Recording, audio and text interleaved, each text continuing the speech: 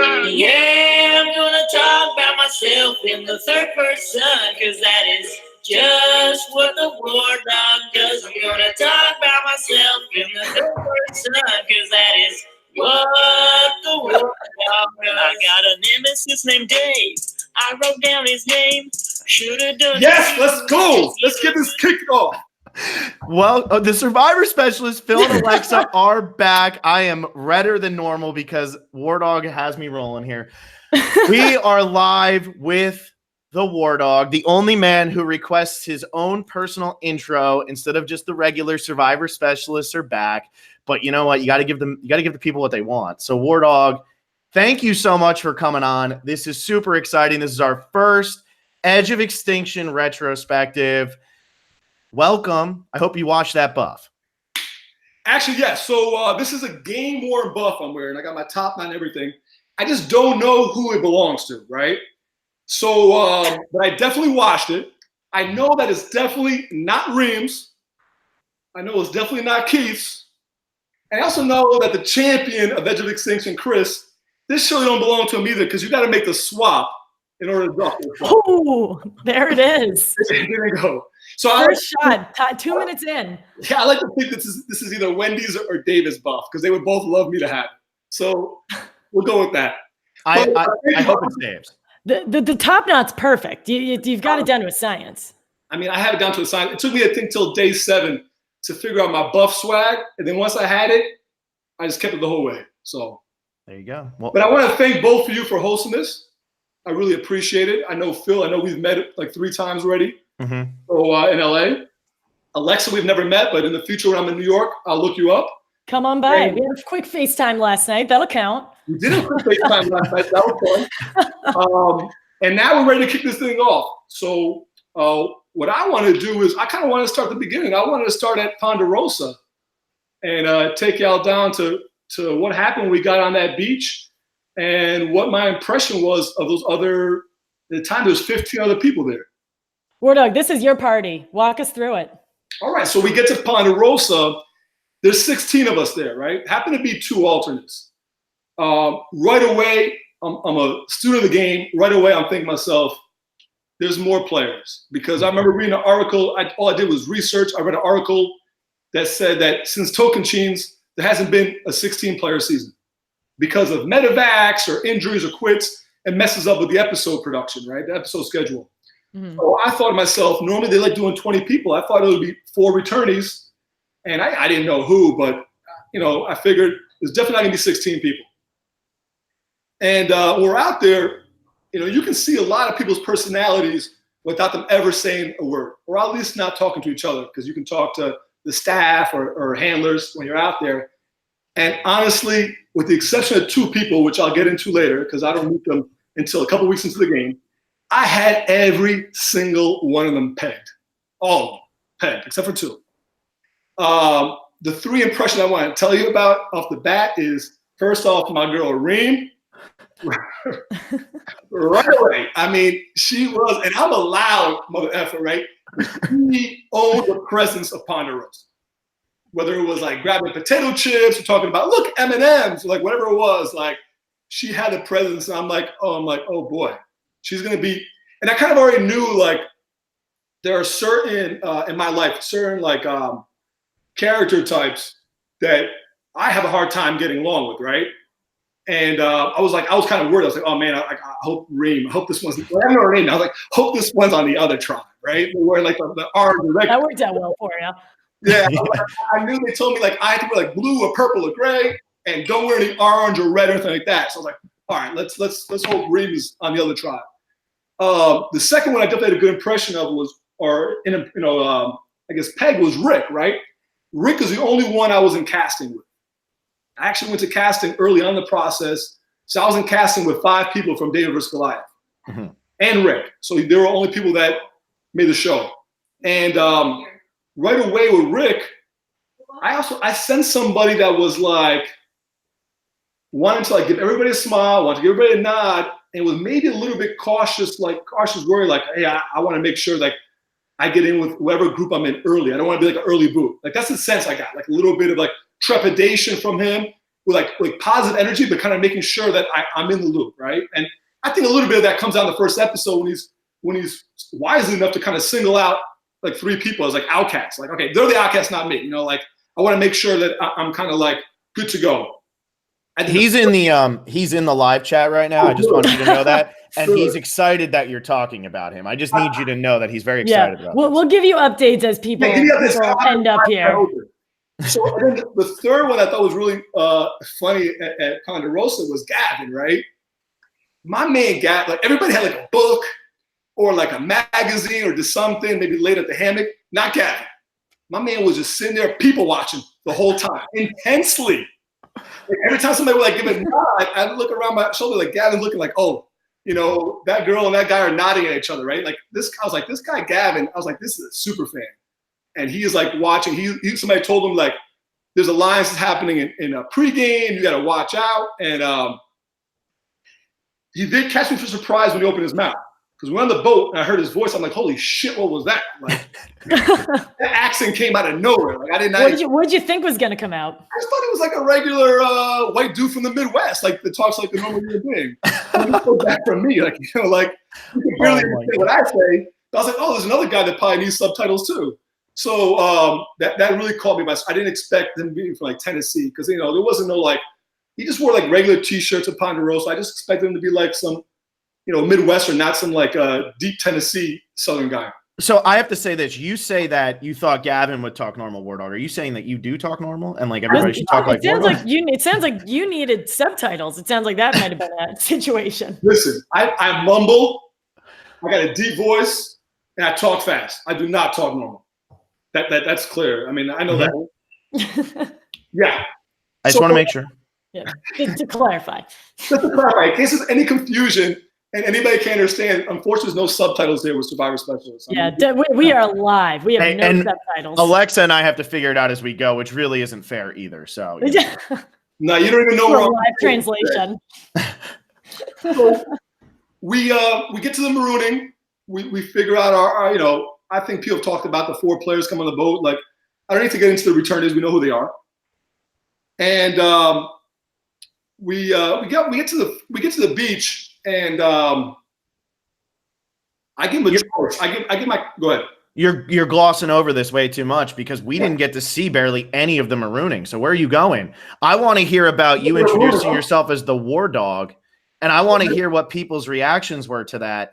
And I got to know what you thought of the 4 people who were coming back. I got Wardog. No, you're not getting off easy on the marooning.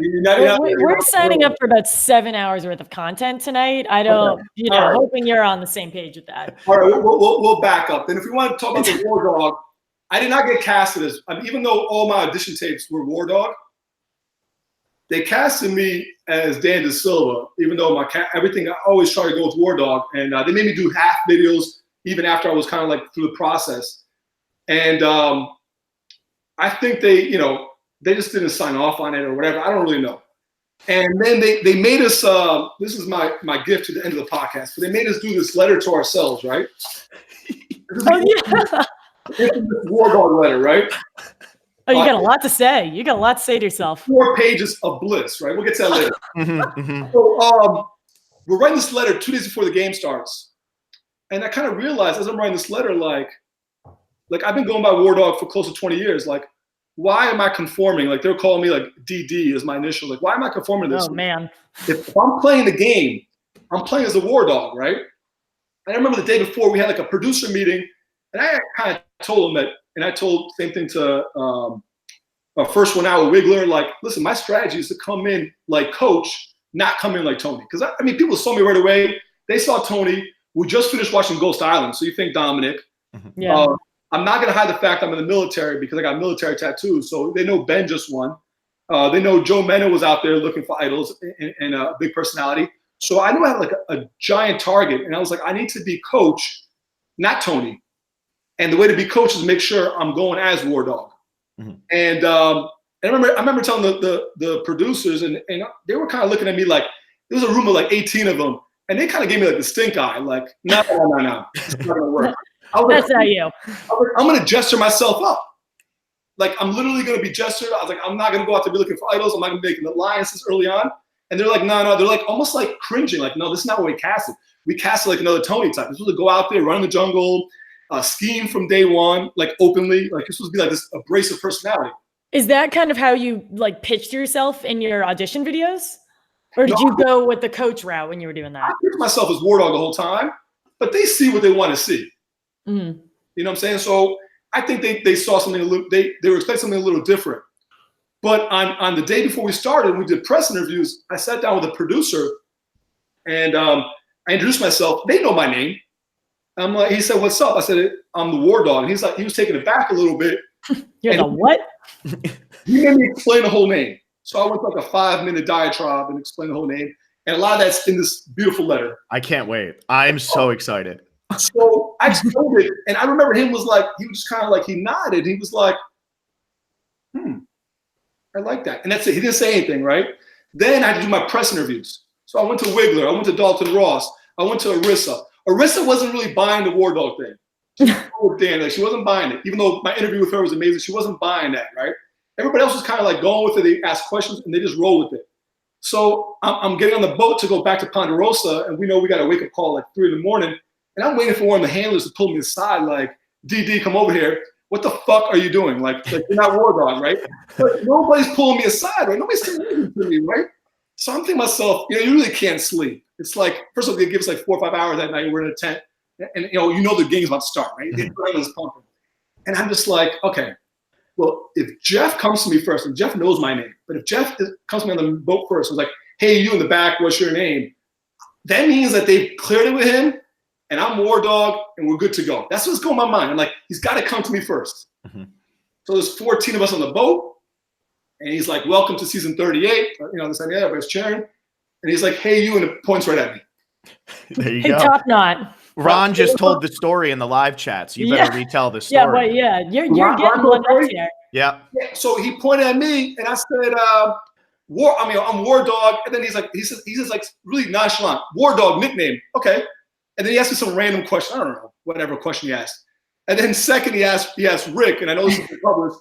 And Rick's like, wow, this is awkward. Because I'm the Wardog, right? So they get kind of chuckle. And then Rick asked for his both names. Like, I want to be the first 2-name player. And like, that's like, Devins. We'll go with Devins. Anchor Wardog.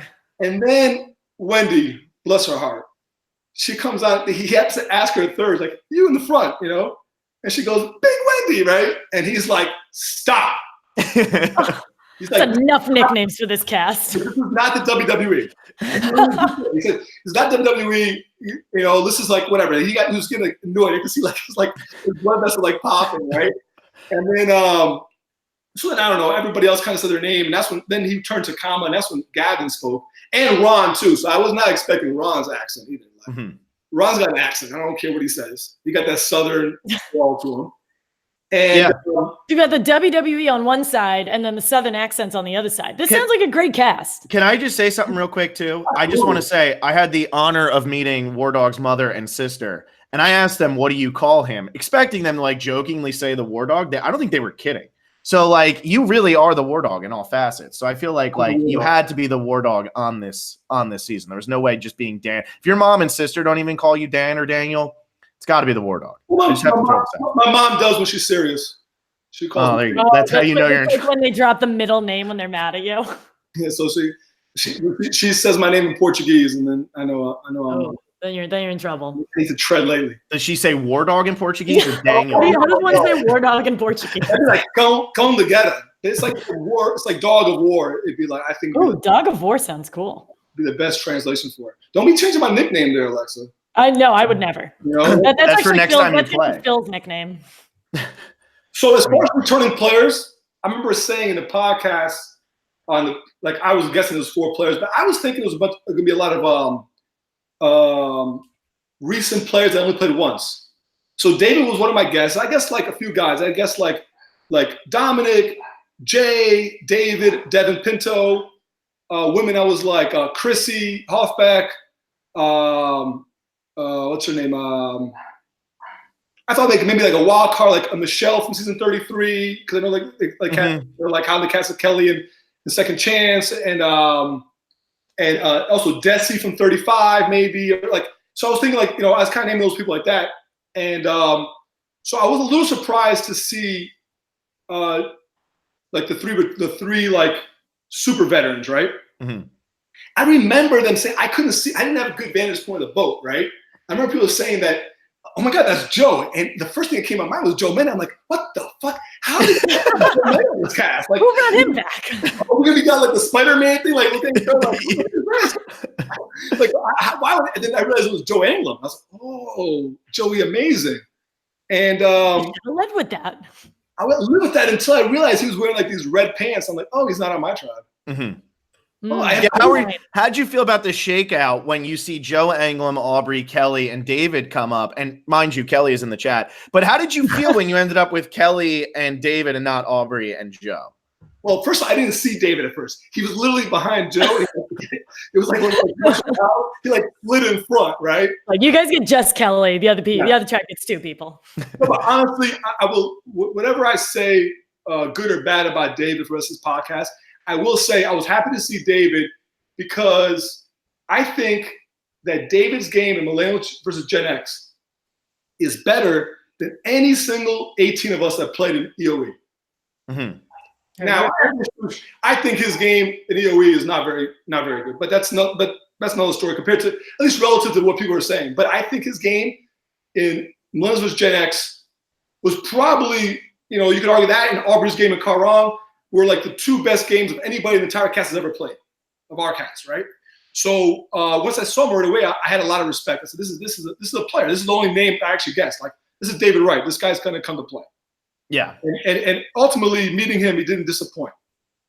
So Kelly, I was a little Kelly, she comes on the boat, right? And like we're all introducing each other, right? And I'm like all of a sudden like, yeah, hey Kelly, and I'm like put my hand out and she like literally like ignores me and just turns around. Right? She was too busy with Lauren. She didn't have time for you. Yeah, she said that you're the third wheel. Around.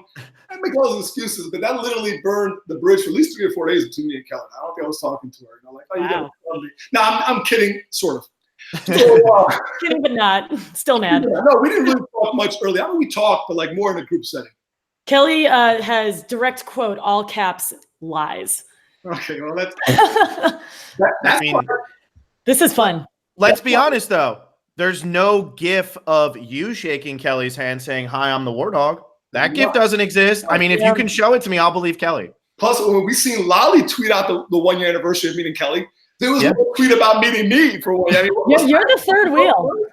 I was right there. You met me first. Okay, but that's no. Moving on. We're moving on from there. Not a sore subject. Yeah, I mean, obviously, Aubrey had a reputation of playing really well in Karong.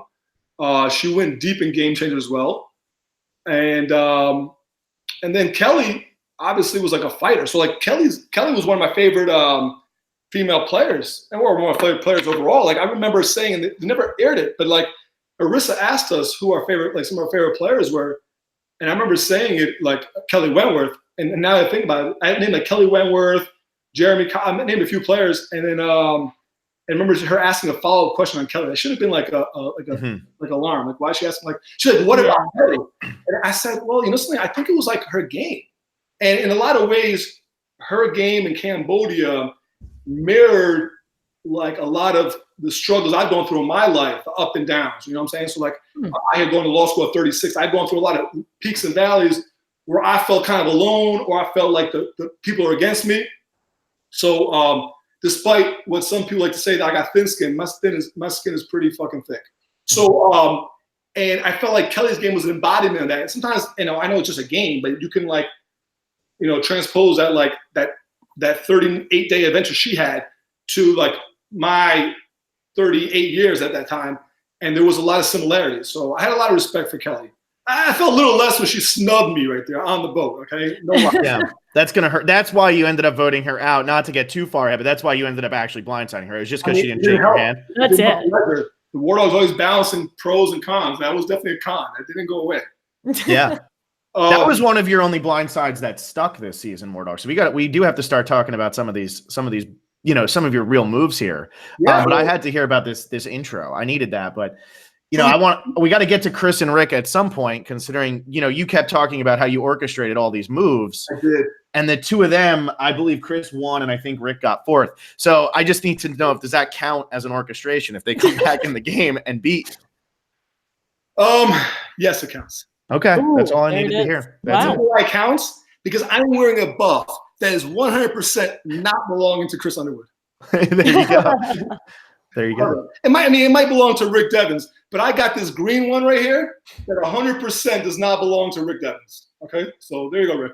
There you go. So we get on the beach, and I remember everybody introduced themselves, and I gave my tribe a chance. I said, hey, they came to me like Wardog, you call me Dan or whatever, and I don't know if it was Chris or somebody who was like Rick, and they're like, no, you're Wardog, you're Wardog. And then I went for my first walk with the producer, and one of the assistants was like, hey, man, when we're walking these paths, you want me to call you Rick? Not Rick. You want me to call you Wardog or Dan? And I said, bro, I prefer Wardog. And with the exception of this one mic guy for like tribals and stuff, it took him about 20 days to get on the page.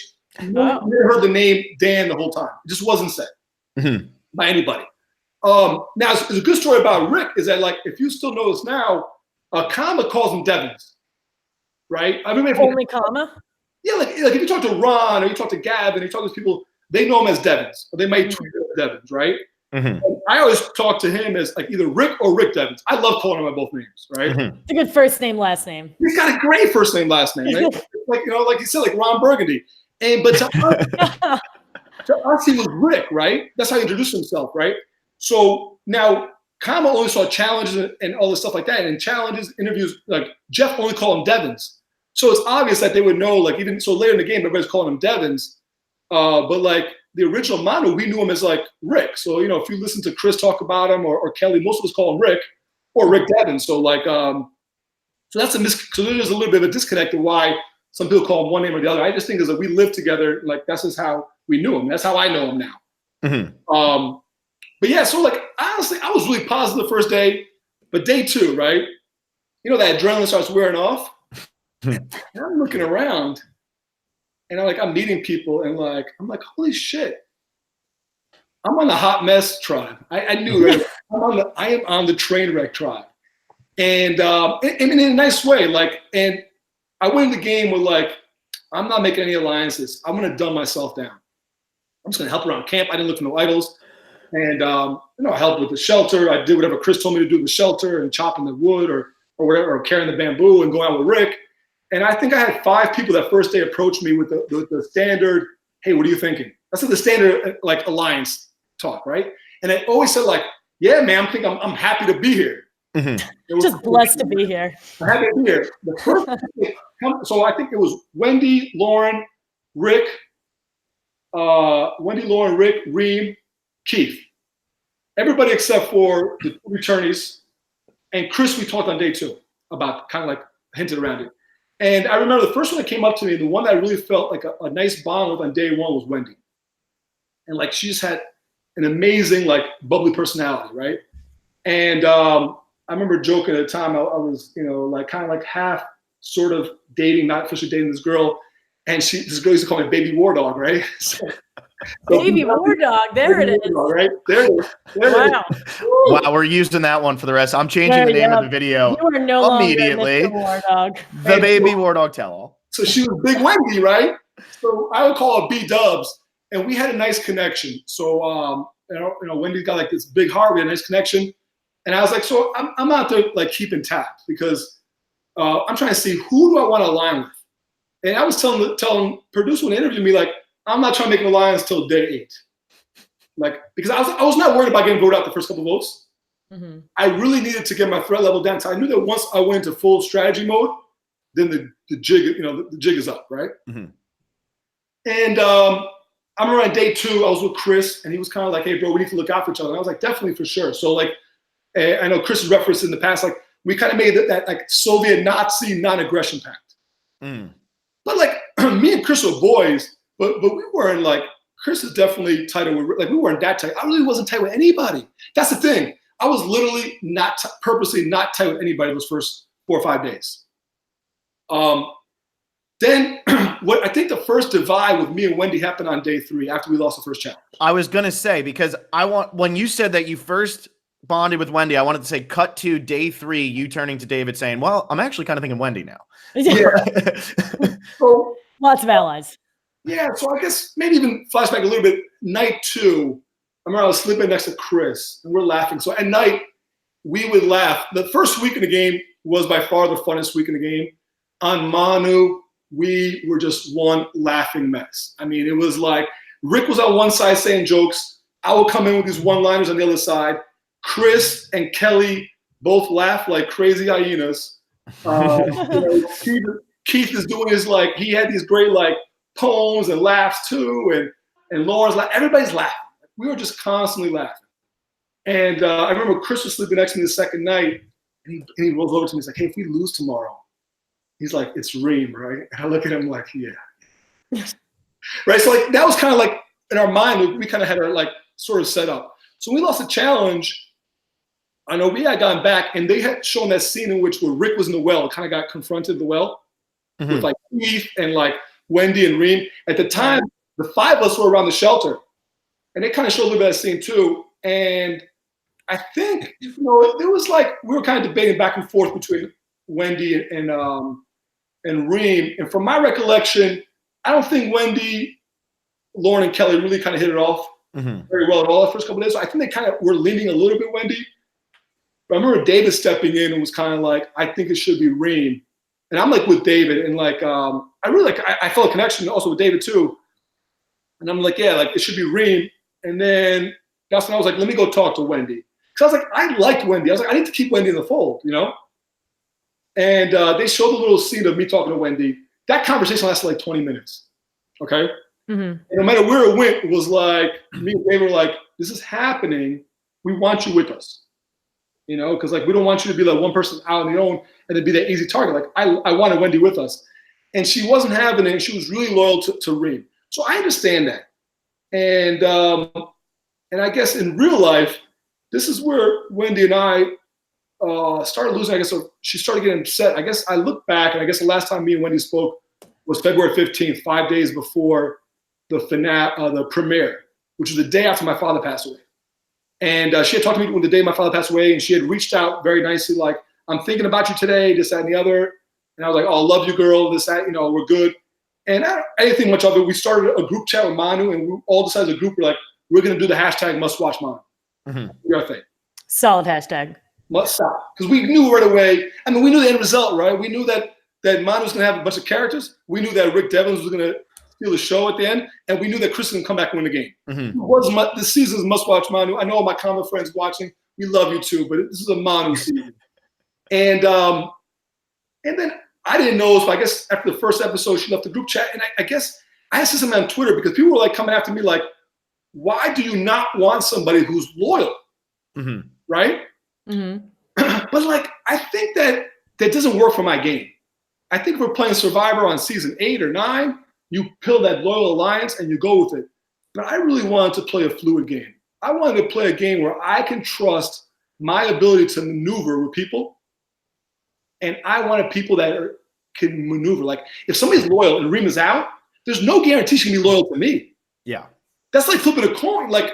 It's simple Survivor. Yeah, but if she's loyal to you, she stays through the end. Absolutely right. But how do I know that on day 3? How do I know once Reem is out that she's not going to be loyal to Chris or to Keith or Rick or Kelly? I don't know who she'll be loyal to exactly, or maybe David has his own plans with Wendy. So there was a little, in my mind, I was thinking about it, but ultimately the plan never really shifted off of Reem. So like anything else. Is that just an easy first boot, as soon as you get on the beach? I mean, we saw the thing with the clothes, but we know sometimes it's exaggerated to really hone in that this person's going home. But was that just it's got to be Reem? Yeah, it sounded like Rick had brought her name up. What did you say? It was night 2? No, Chris had talked to me. Oh, it was Chris had said that. Okay. Yeah, but I think it was kind of. I mean, listen, we literally slept 2 nights together, right? How much data do you have in 2 nights? In 50 hours, we're playing together literally from noon on day 1 to 4 or 5 o'clock. You're strategizing on day 3. It's you're 50, 52, 53 hours together. Yeah, it's an easy boot. Somebody has to be first, and unfortunately, that tribal that might have been the second longest non-final tribal we had. It was like, I was like, is all tribals like this? This is exhausting. Reem was obviously upset because just like you're like, why is it me? Mm-hmm. You know what I'm saying? And she said it was like age discrimination. And honestly, there could have been. I mean, it's easy. Like, you're like, okay, you're like, fair. Yeah. You're the older statesman of the tribe, you know, yeah, I mean, I think she was right. Now, we're not going to out there say during tribal, but Reem had a pulse of what was going on, and she was upset about it, and rightfully so. So that tribal was going circular, and this is when I began not to trust David. It was at that tribal. And that's what I was going to ask you. So you come into the game, you're a huge fan, and I think that's what a lot of people miss is that Wardog is like one of the biggest fans I've ever met. It's insane when he starts rattling off knowledge. We met Simone's cousin together, and we knew what place Simone got, and she didn't. But like it's like these things. So when you see this, you see David and Kelly come up there. You don't say to yourself kind of what Eric and Gavin were doing, and Victoria and Ron, where it's like, I don't want to work with them. I mean, Julia too. Like, I don't want to work with them. You guys, it took you that long to realize like maybe I shouldn't trust David, or was Reem and Keith and kind of Wendy just like that easy to boot early? No, we were walking. I remember it was on day 3. I didn't know that Rick and Chris had a little secret alliance, right? Mm-hmm. It was smart. So Chris, his job was to keep tabs on like Kelly and Lauren, right? And by day 3, I wasn't really tight with Kelly, Lauren, or Chris. I mean, whatever. And I guess Rick was keeping tabs on David and kind of keeping tabs on me as well on the early days. So I remember Rick kind of talking to me and was like, you know, like, sisters were like, I'm a little worried about those 3, you know? I'm like, yeah, I mean, it's early, but like, I was like, well, what about me and you? Or like maybe me, you, and I even said like something like me, you, and David. So I kind of fell into his trap a little bit, right? He's like mind, you know, throw me a little Jedi mind trick. He's like, yeah, I would like that. Let me talk to David. Maybe the 3 of us can make sure that we don't let those 3 get out of control with the power. And I said, cool. Once again, like, and I told everybody, I didn't want to talk any strategy until we lost. So I was keeping a low profile. And I remember David was talking to me right before I had to vote. And I was like, hey, did you talk to Rick? Something like that. He's like, yeah. And he looks at me and goes, I trust you. And I just flashed back because I literally rewatched all season from 28 Beyond after they called me again for like the 3rd time. And I'm like, holy shit, he said that same thing to Brett and Chris on day 2. And then I thought to myself, holy shit, he never worked with Brett and Chris. So I was like, you know, he literally gave me the same line that he gave 2 guys that he was like his enemies within the game. So I was like, interesting. But we're in that tribal. Reem is like really upset about like why me, and it's very circular. And then the whole time, like we're trying to like, you know, Chris does a good job of like subtly putting it out there, and Rick trying to talk about it, and Lauren everyone's kind of chiming in. And then David is like one of the people that's kind of pushing for Reem, where like Lauren and Kelly a little bit pushing more for Wendy. And David's like, I don't know, Reem, I have no problem with you. Oh my God. Motherfucker, right? And I'm getting like, and then eventually I have to be the one like 45 minutes in, like, okay, I've had enough. Let me just show this. And like, I can't like, yeah, like, who does it bother? I'm like, it bothers me a little bit, you know, like you're a little too much, you know. And later, 26 days later, that come back to haunt me. But I said my piece. Did you realize how close Rick and David were when you were kind of approached with this tri-alliance? On day 3, no. Mm-hmm. Because I was so out of the loop, purposely. Like I was kind of like removed from it. No, I didn't know yet. And so my question to you is then, when you start to find yourself on this tribe that is just, you know, getting decimated week after week, and now you're down to 5 people, did you start to be like, oh wait, maybe I should like kind of regret like not making more of like alliance at the beginning? Because it seemed like everybody on your tribe had their +1. Like it was like Reem and Keith, and then it was, you know, it was Rick and David, it was Kelly and Lauren, and like it was Wardog. Did you start to like feel a little pressure there, or did you always figure like I'm gonna be the swing because David and Kelly are never gonna work together? Later on, this was one of my big flaws in the game. I didn't make my first like ride or die until day 5. And if I had to go back, I did such a good job. I mean, now we go to episode 2. There's a scene where a day 4 when Wendy's approaching David about getting 5 votes, and one of them is Wardog, and David says a confessional. I don't know about Wardog. He doesn't like talking strategy until it's desperate time. So it goes to show you, like, I literally had my tribe in that sense fooled that I wasn't thinking strategy, but by overplaying it and by fooling them, I hindered myself. And I think down the road that it didn't catch up to me until late in the merge. That's more day 26 to 27 talk. But that's when I realized that, fuck, I misplayed. But you can't undo it, right? You know what I'm saying? Yeah. Like, once the tooth picks out the tube. But yeah, so I think that was definitely, I have a lot of flaws in this game. A lot of mistakes I made that I've reconciled with. And maybe the first one is I didn't get a ride or die early on.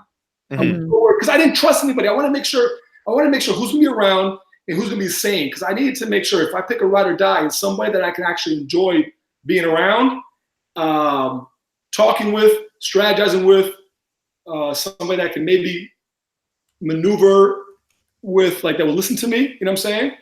I'm looking for a partnership with something that maybe, like, I can, mold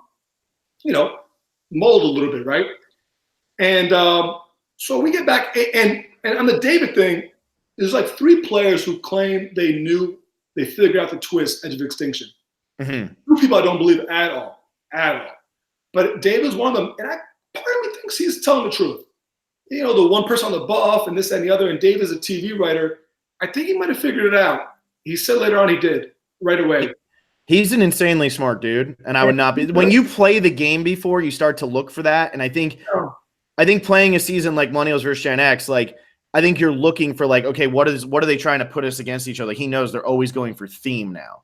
You know, it's always theme. You know, game changers, heroes, healers, hustlers, Ghost Island. Like, what is going to be the Edge of Extinction? What is that going to be? So I would not be surprised at all if he figured it out. I bought what Jeff sold me in the boat, and I never thought about it again. Yeah. And they would ask about the question, like, so what does it mean, Edge of Extinction? And I was like, Edge of Extinction, man, it's all coming. I was like, that's a fool, right?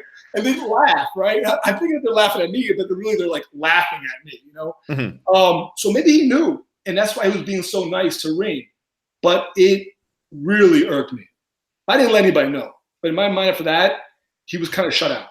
It was like I felt like I took the bullet there. I had to use social capital, being an asshole on my first tribal, for maybe anybody else that could have been like to Wendy, maybe was upset about, or Keith, seeing how I acted, because, like, I thought he dragged it on longer than it had to be. All right, so now I know you want to talk Keith because you want to go in order. But just because you're talking about this ride or die thing, you vote out Chris third. Yeah, he wasn't like ride or die. But I'm saying, like, he kind of wanted to be with you, didn't he? No. that is a little bit of being generous with the edit. We were good. We were close. We weren't that close. And maybe that's part of the story they want to tell him and Rick later. But, like, it was definitely day 5. I remember thinking to myself, on day 5, I woke up and I said, I got to start playing now. I can't wait till day 8 because we're going to have to go to a lot of tribals. Right. And I looked around, right? I was like, I'm not going to go to ride or die with the returns. Like, me and Kelly, we weren't really hitting it up. Like, we joke around and laugh, but we weren't really talking much. Chris, I tried, but, like, Chris, I realized he started having a brain for this game early on. Talking to him, I realized that, like, a lot of times I was talking to him, and he was talking at me, and I was like, and he wasn't really listening. And I'm like, that's not going to work either. And then, so it kind of narrowed down to, like, and Wendy, you know, after day 3, Wendy and I never really talked strategy ever again. We were cordial, and then to the chickens, and we'll get to that. And then Keith was like, I was like, no, that's not gonna be my ride or die. Like, I mean, no. And then it was like, I was down to 2 people, and I was like, this is Rick and Lauren. And then I started thinking, well, Rick, he's like moving around a lot. And I started thinking about pregame, like, he's out there talking, this, that, and the other. Like, I don't know exactly where Rick is at. And I'm like, they would never suspect Lauren and I. Because we didn't really hang out at all on beat. You know what I'm saying? Like, and I pulled her into the woods on day 5. And I'm like, Lauren, like, I was thinking, like you and I would ride to the end. And I think she's literally my only final 3 deal until, like, the last few days in the game where my game is like. So just as a little tease, Kelly and I never actually made a Final Three deal. Okay. We were working together out of necessity, and we kept working together. We maybe could have hinted at it, but we never actually made a Final Three deal. I made one with Lauren. And she was like, yes, I've been waiting. She was kind of like, yes, let's do this. And then she did say something to me. She was like, we got to, we should bring Kelly and we should keep Kelly close. And I'm like, yeah, of course. I was like, we can't take Kelly to the end. And she's like, no, but like final 5 or 6. I'm just like, I'm thinking to myself, that's so far from the game. There's 17 of us, right? I'm like, yeah, of course. And so Laura and I, we did a good job of not really talking much. But in my mind, on day 5, she was my ride or die. But the problem is that she already has a ride or die. Exactly. And I was going to say, then fast forward to day 12, Lauren's lying on the beach starving, and you're walking off with Kelly going, maybe we should get rid of Lauren, huh? Yeah, that's some 4D chess. That's some. Yeah. And then the mustard scene. We're going to have to talk about the mustard. We're going to talk about mustard. So we get back in I had my first real strategy conversation with Rick on day 5. My first conversation on The Office. The Office is that little tree stump you see me talking at. It wasn't done The Office till day 6. What do they say in the chat? Julia said, make sure you ask him about The Office. I'm so happy you brought it up, so I didn't have to ask because I was worried it was going to be something like weird. So glad it's just a tree stump. Tree stump that was done by a cameraman on day 6. But so I was talking to Rick about it, and we were all set on voting on Wendy. It was like all set, right? On night 5. And Rick is like, I'm talking to Rick. I'm like, Rick, I'm a little worried about this because like Keith was giving everybody hugs. Everybody. He was going around telling the same story, giving everybody hugs. And, Rick comes to me, he's like, did Keith tell you about this and that? And I was like, yeah, he told me the same thing on day 3. Well, I was like, he told Kelly, he told Chris, he told all this. And I'm just like, and then I'm thinking to myself, to Rick, at least, I'm like, we saw this 3 and 3, right? We had this, like me, him, and David against like Chris, Lauren, and Kelly, right? Mm-hmm. So even though I have a secret alliance, he's got secret alliance on the other side too. So we're playing all double agents here, right? Mm-hmm. Right. And it's like, but like in reality, I think Chris was getting really close to Keith. I'm like, if we take out Wendy, Rick, we lose control of this game. Because if Keith teams up with them 3, they control. It's like, I don't think we should lose control of this game. And he said that day, I remember he said, what if we took Keith out next? Mm-hmm. So, he thought about that and it kind of sat through my head. Next morning, we don't talk anything. We go through the challenge. And coming back on the boat from the challenge, I thought to myself, like, after his performance, like, we got to go get Keith now. But that morning, I remember Chris was like, oh, I trust Keith, this and the other. So that conversation with me and Chris was like in the morning before the challenge when we talked about like either Keith or Kelly. Mm-hmm. And I'm like, I need to beat Chris to the punch. So I went out to the water to my ride guy, Lauren, at first. And I'm like, Lauren, I was like, I think it should be Keith. And they showed that scene where she's kind of looking at me like, wow, really? And then I kind of went to like when Rick came and Dave and everybody else. And I know Kelly was upset in her confessional about that. But in reality, she didn't know that she was probably getting saved. I didn't know how deep the Kelly talk was either. But like I kind of pushed it. I remember Chris joined the water when there was like 5 of us right in the water. And I was like, yeah, it's Keith. And I remember he gave me like this death stare. Like, you mother effer. Like, you really you pushed it before I can get there and like sway another way. And I think at that point, Chris knew it was too much of an uphill battle. Like Keith did really bad in the challenge. And I was going to sit back and like, let's take him out. At the same time, I wasn't exposing my hand as a strategist because it seemed like I'm upset about the challenge. Yeah. Because there's a part in which Keith is not even holding on to the snake. He's like rolling in the sand. Like, and I remember like Lauren was telling us. Oh, they showed that, yeah. And like, she's like, you couldn't believe it. I was wondering, I was like, I had 2 handles. There's only 8 handles. I was wondering why I had 2 handles to that thing because like, there's only 8 handles on that snake. Everybody should have 1. So we took Keith out, and then the next day, I remember we went to the challenge, and Jeff said to us, the only time he said to us, he said, Manu, whether it was Manu or Les with us, I don't know, but I feel you got like a little swag or energy today. Mm. Yeah, he did say that. And we went out there and we won the challenge. I mean, it was actually luckily because I had a dumb idea about like putting both me and Chris on the things, and they're like, no, we need a stronger person in the back for the wheelbarrow. It's gonna be fucking heavy. Like I was like, is it really gonna be heavy? It was heavy. and I think we got strategized them there because it was like me and Rick on the back, and they used Kama used their 2 studs, Eric and Joe, and Eric and Joe got a lead on us, but They couldn't shoot. But they couldn't shoot. They burned both Eric and Joe there, and the lead wasn't insurmountable that Chris could catch up, and Chris has nailed those targets, right? Mm-hmm. So to go off of this momentum, you then turn around and vote off the strongest member of your tribe. Well, it makes sense. Well, we get the chickens, right? And, we'll talk about the throwing later. We can't decide on the chickens. We're literally, Jeff's like, what do you guys want to do? And we're like, Jeff, it's 3-3, we're deadlocked. And Chris breaks the vote and decides to go with chickens. No, Wendy said she didn't want the chickens. And Wendy, David, and Rick just said, we want comfort items. Wendy never said, I'm a 7-day vegetarian. I'm not going to eat chickens today. So we do the chickens. We get the chickens, and it obviously became an issue. And I think that and that's it, just a slight issue. Slight issue. I think Bloomberg said something. He had tweeted out that he had saw some secret scenes that both me and Kelly were talking about the chickens, and that he claimed that would have been one of the reasons we got close. And he might be right. I don't know exactly why, but I remember me and Kelly were the most adamant about let's kill these chickens as soon as we can. The swap is coming, And we were on the pro chicken team. Like let's kill these people. These people. I mean, and by people, I mean let's go. Let's take them out. Yeah. And so that was obviously a problem with Wendy, and it drove me insane that she was a meat eater back home. It really made me I even said, I was like, "You going for that SEAL money? You going for the SEAL money, right?" And, hopefully it didn't happen, but and I was just so upset about that.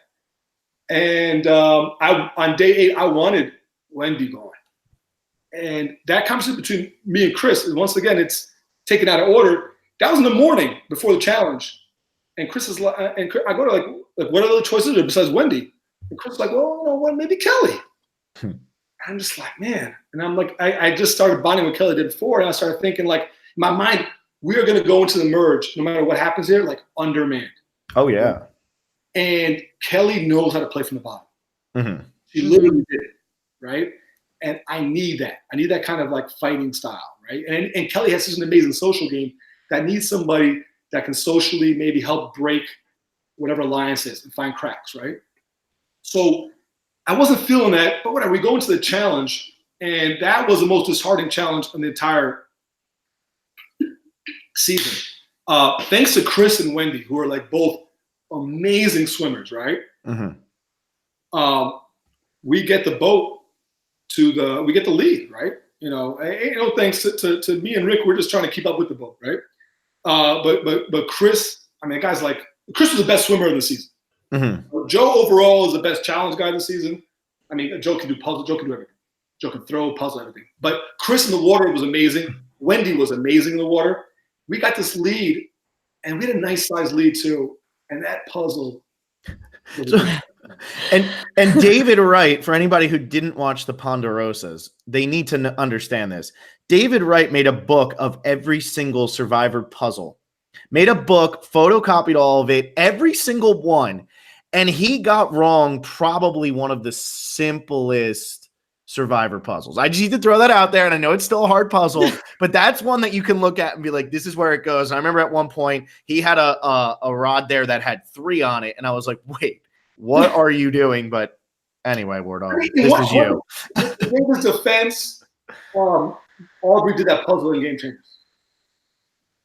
Oh, okay. Yeah, that's true. And Joe, no. Aubrey also did the snake one, but the snake one didn't matter in Game Changers because you really can't game that one, right? It's a heavy ass thing. Yeah. And you can't toss the rings. You can't whatever. And she was not like she was tossing the rings, but she did that one in Game Changers. But that was really disheartening because we just won the day before, and now on the physical part, and even Kelly and David and Lauren did a great job of getting the key, getting back to the boat fast, right? Mm-hmm. We was doing their part. We got there. We're good to go, and we lost. And I had a decision. I was at a crossroads. I'm like, this game is about to go one of 2 ways, and I have to decide right now who I'm going to ride or die with. And I decided, instead of going the Rick route, I decided to go the Lauren route, which included Kelly. Mm-hmm.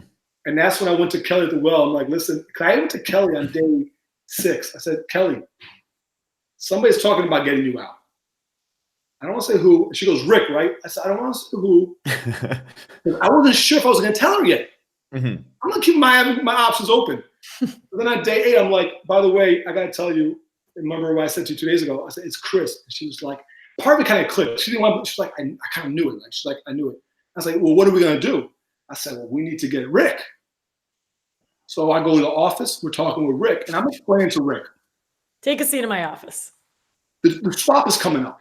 Okay, we're not sure if it's. Most of them thought it was going to be 3 tribes of 5. I thought like everyone was like it was going to be 3 tribes of 5. I thought it could still be 2 tribes of 14, like 2 tribes of 7 at 14. Mm-hmm. Like I'm not convinced for sure. I think that's what we thought too, Phil. Yeah, we didn't think it was going to 3 tribes.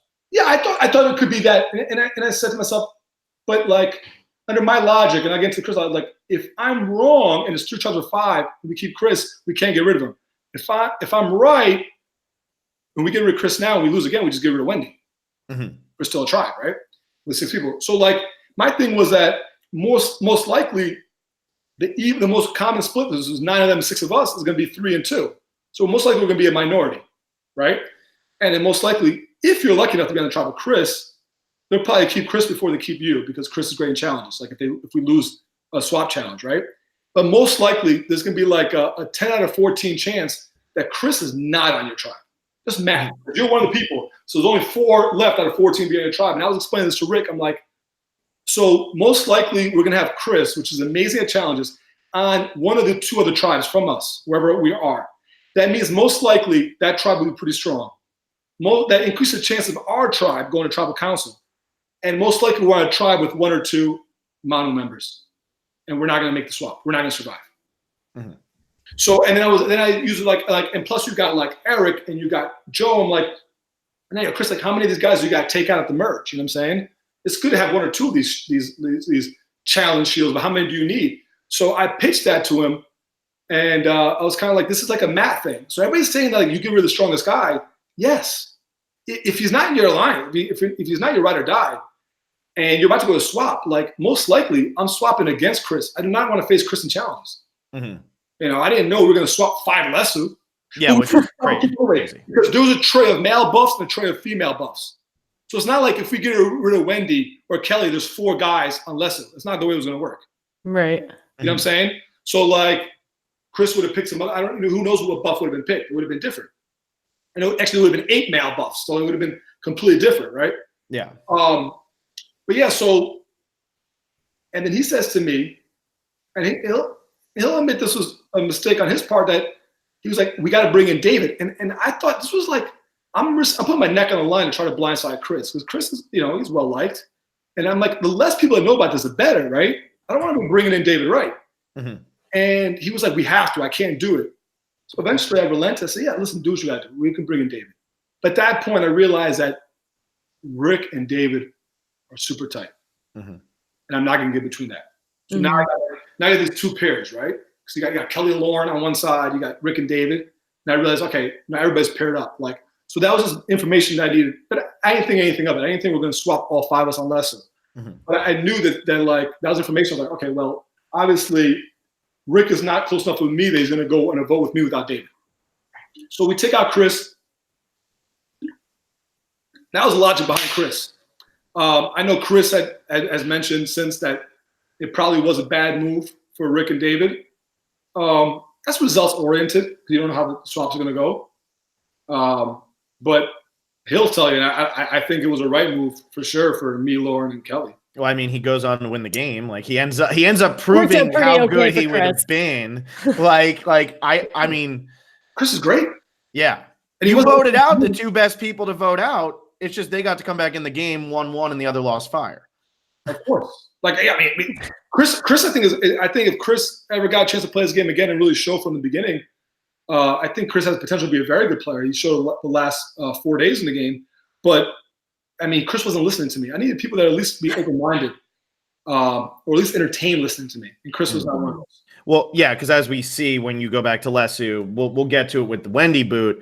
You were just screaming at Wentworth and Lauren. You weren't even letting them talk, you know? Yeah, we'll get to that. I do want to say to everybody that Wardog, when he first said that he was going to come on the podcast, he was like, yeah, it's probably going to be like a 2-hour podcast. I just want everybody to know we just got through the third boot and we've been going live for an hour. So something tells me it's going to be a little bit longer than an hour, but I also told Wardog that he's going for Troy Zann's record. Let's be honest. So not for no record. We're just going to have to keep this thing pacing. So we get to, actually, let's talk about something. Let's talk. Let's talk about the secret scene that happened on day 8. The infamous Wendy's limping, and we're doing the whole dance thing, right? Okay.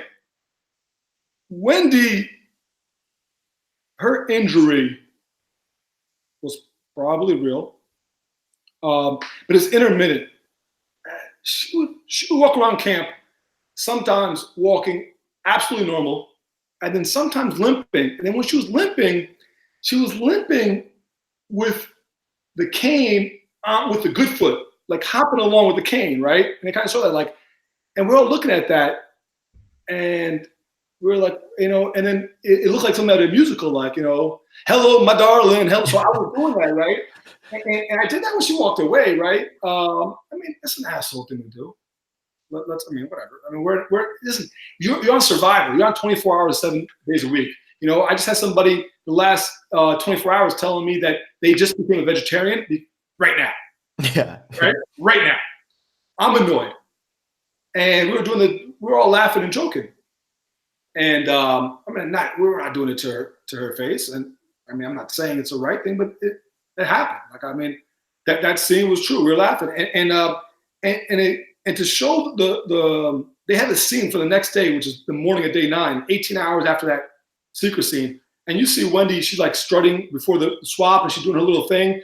And then when Kelly's like, you're looking thin, like Wendy was walking like a normal human being. Okay? Literally, it was going on and off the wall. And Wendy, in her defense, I mean, she was isolated. You know, she felt alone. And we kind of kept her out of the conversation because the first vote, she knew she was out of it. But the second vote, we convinced Keith that the vote was Wendy. And everybody told Wendy to vote Kelly. So Wendy voted Kelly by herself. Mm-hmm. Keith, her best friend, voted Wendy. So the vote was 6-1-1. And our logic was going to be like, we're throwing Keith on the bus. Like, look, Keith wanted you out, Wendy. And we saved you to bring her back in the fold, right? But it actually backfired. She was so, on night 6, so upset and so sad that her best friend was the one that voted for her. Mm-hmm. You know, and so she knew it was him because 6 votes against Keith, and she didn't vote against Keith, so mathematically it has to be Keith that voted her. And it didn't work. Our plan didn't work. We were trying to be all crafty with this vote, and it didn't work. And then Wendy decided to, that night, I think that's when I lost my innocence with the whole Survivor being a player and like following it. The first 3 episodes, I turned my Twitter off, my phone off. I had friends pick me up, and I didn't turn my phone off to the shows on the East Coast. I wanted to watch it with no spoilers, right? Mm-hmm. And I remember, I knew that was going to be the episode that me and Kelly are going to start our alliance. I was so excited. I remember texting Kelly, like, this is it. We're going to unleash the hashtag W2, Wentworth and Wardog, and talk it over. And I turned my phone on after the episode, and my Twitter blew the F up, right? You know, it was not good, right? What the fuck is this? And then Kelly was like, there's a secret scene. Secret scene? Like what? And I go to like, should I check Wendy's page? And I go to check Wendy's page, and I'm blocked. And I've been blocked since, which I guess is fine. I've blocked people in the past. I currently have no survivors blocked. That's the guy. I think you blocked me about 15 times. 17. I was also there when you and Hannah Shapiro, when you no longer had to block Hannah Shapiro, when you guys reunited. It was a beautiful, beautiful moment. I had unblocked her before that. Tears were shed. You were there when we met. You were there when we met, me and Hannah. Yeah, it was a very beautiful moment. Yeah, it was very magical. The lighting was perfect. It was great. Hannah's great. And, Hannah's great. So, and then all of a sudden, the narrative got pushed because during that, there's a confessional, during that, with David. and essentially calling us like a bullies, right? Mhm. And I remember we did that joke. That was even afterwards, like in the merge. That was something like I remember, like Rick or Kelly or Lawrence, somebody would be like, "Hey, do the thing, do the dance." Now we showed them. Like the cameramen were laughing. This was like later on, like I do the "Hello, My Darling" dance, right? And we never thought anything was malicious with it. And I guess David did. And I just didn't understand it. And I still don't. I understand why Wendy's upset. And actually, I got no quarrel with Wendy. I have a little bit of an issue that she was pushing this like narrative that we're like these bullies. And because that's like a terrible word to use sometimes. Like, not sometimes, I mean, it's a terrible word. But I kind of feel like she was using that verbiage on March 6th, knowing that on March 27th, she's pulling the mask. Mm-hmm. And I can't mention that. Like, I can't clap back and be like, well, you fucking raised the mask, right? And it's almost like, let's start creating this narrative now that this is why, one of the reasons why I left. Like, feel bad for me. Like, look at the abuse I went on. And I just don't think it's that big of a deal. I mean, it wasn't, we were an asshole. We were making fun of her, but she wasn't there. And that's what people do. People talk shit. It's Survivor. People talk shit all the time. Ron wants $2 million to go down with Aurora. I don't blame him. Sorry, Aurora. And hey, Aurora is also in the chat if you're wondering. Oh, I know. That's my rogue. I'll get to her. I'm starting to think you might not.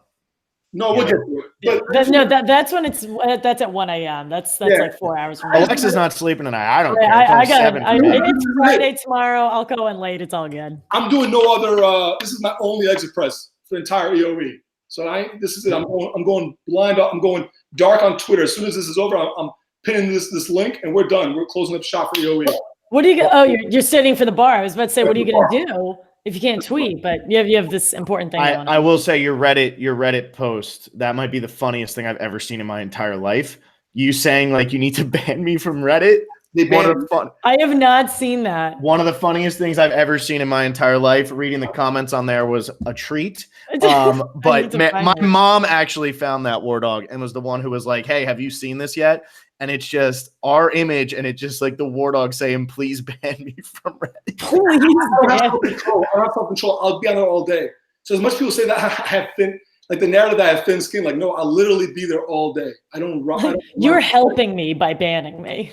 Yeah, like you're literally, I need to be banned because otherwise I'll just go all day. They taught me how to do email notifications too. So they hooked me up there. So thank you, the Reddit mods. So on the David thing, I get it's a TV show. So I understand that he's pushing a narrative. And that's a good narrative to say, like, oh, like I was bullied when I was younger and I'm seeing this whole thing now. But on a game perspective, and this is where actually Hannah and I disagreed on a game perspective, I don't get it because you're doing that confessional and you're not going to say something in the game, right? You're not going to like blow up your game to call 5 people or 4 people bullies. Like you're not doing that, right? So you're only saying it so that it might get aired, right? And then you're sitting there maybe being like this hero, like, wow, look at David standing up for Wendy. But you're not fucking standing up for anybody. You're literally just talking to a camera and a producer, calling people bullies. And you're getting like this little bit of like notch and a little bit like more pumped up. Like David's a great person at the expense of the people you just call bullies. Like you're literally dragging the rest of us. Hannah believes that has an I don't want to get, but Hannah believes that there's a game. We have to leave Hannah out. But maybe I'm too naive and I have too much faith and belief in the production of the game that just because you give a good confessional does not mean that the production is going to influence the game for you. I do not believe that. So that's an argument that maybe is used, that why would David would do that. And even if that's the case, I mean, I just feel like it's Bush League. And furthermore, I was very tight with David. We went out several times, 3 times in LA. We text all the time. And when all that happened, and when Kelly's getting slammed, I'm out here on Reddit responding to every fucking troll out there one by one. And some were actually concerned, and I was responding to them too. Some stayed being trolls. Some actually understood and agreed to disagree with me. respected I talked to them, and never once did David reach out to me, and I haven't spoken to him since. So that's my person. So the only two people I don't talk to on this cast is David and Wendy, and it's all about the secret scene. I do feel bad that Wendy was hurt by it. I am sorry to Wendy, and Survivor, we're out there letting loose, and I didn't mean to hurt anybody personally on that. So for Wendy, I'm sorry. For David, he can go wherever he has to go. So now on that note, there we go. On that note, now we can get now we should move on to something that's a little bit more fun, which is you throwing beanbags at a target. Oh yeah, things you're really good at. Yeah, let's. Well, no, but that comes after New York Mets pitcher. That comes after the Rick vote. Yeah, that's the day after the Rick vote. So okay, gotta go backwards, Phil. Well, let's time out for a second though, because I want to know, you were a big fan of us from the start. Yes. And I know you were out there. You won social media this season. Sorry to everybody else in the chat. It was Wardog who won, although I'm sure you all know he won social media. But you listened to our podcast and you listened to me say that you were going to beat Joey Amazing in a challenge to get back from Edge of Extinction. You listened to that. And then you go out and you go and put out that performance in those challenges. Do you know what that made me look like? We were so convinced you were you were playing. You were this great challenge beast, and then it turns out that no, he just really likes the Nets and the Mets. That's really all. Yeah. So you Mets pitching. You're right in line. Wow, that shot's fired. There it is. We got this nice arm. Wow. Okay, look. I heard that. I thought it was very funny because I can't go back, change in time, and I didn't. This guy thinks I'm going to win the Edge of Extinction challenge. Rocker, right? He lost his rocker, as I would say out there. So before we get to the sandbag, which is day 12, on day 11, we lose that challenge, right? That was really sad. That was another puzzle challenge, right? Yeah, we don't do puzzles on our tribe. That was a brutal challenge just from a fan perspective too, because it kind of reminded me of Ghost Island when you watched Brendan, Johnson, James just go back to back to back. And it was what is the fun in watching this now? You guys are playing Final Five Survivor and Julie Rosenberg isn't actually in danger until day 22, right? 19. So day 19 is the first time. Because she won the first immunity challenge. Does that put her at day 19? No, you're right. She won. So day 22. You're right. Yeah. So Julie Rosenberg goes 22 days without being eligible to be voted out. And here we are watching what could have been the final five of Survivor had you guys been able to do anything. Yeah, that was day 11. And that tribal actually, it hurt. I mean, so I had to choose. I was in the middle again. And this is where I went to Lauren. I remember I had this conversation. There's another mistake I made. The verbiage I used. Laura's a very smart young person, very smart. And I said something to her hey, Lauren, I pushed these last two votes with Keith and Chris. Because the Chris vote, she was doing the chickens with Chris. So we kept her on a loop. Don't worry, Lauren, we'll talk to you in a little bit. And I was if we get to the end, I want you to have some moves on your resume as well. So I was who do you want here? And she wanted Rick.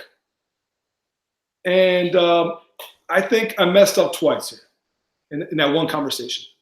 First, I should have just pushed the narrative. And even though you don't want to push too much of the swing vote, I should have come out from the get-go I want David out. Because I loved Rick. We just got along. He can be we had a lot of similar personality traits sometimes. We just got along. He's so fun. I just love being around Rick. And I should just push that. And Lauren would have been afraid that could be her, even though Lauren had an idol. But she didn't tell anybody by that time, right? Not even Kelly knows. But maybe she didn't want to use the idol. But instead, I kind of relented at first. And by having that conversation, I pretty much tipped off to Lauren that I looked at her as kind of a lesser of me. A goat.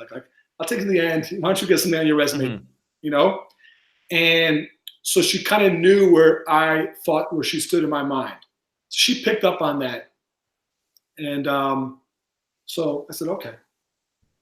And then about an hour before tribal, I kind of like changed my mind. I felt bad. First, like there was like this path on the top of the hill, like all the way top of the mountain.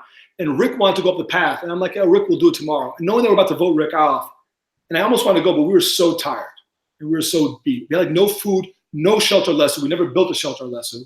We slept on the ground. All the other supplies that we got from Marooning, we didn't bring anything with us. Like we didn't get to keep anything. We just had a little bit of rice.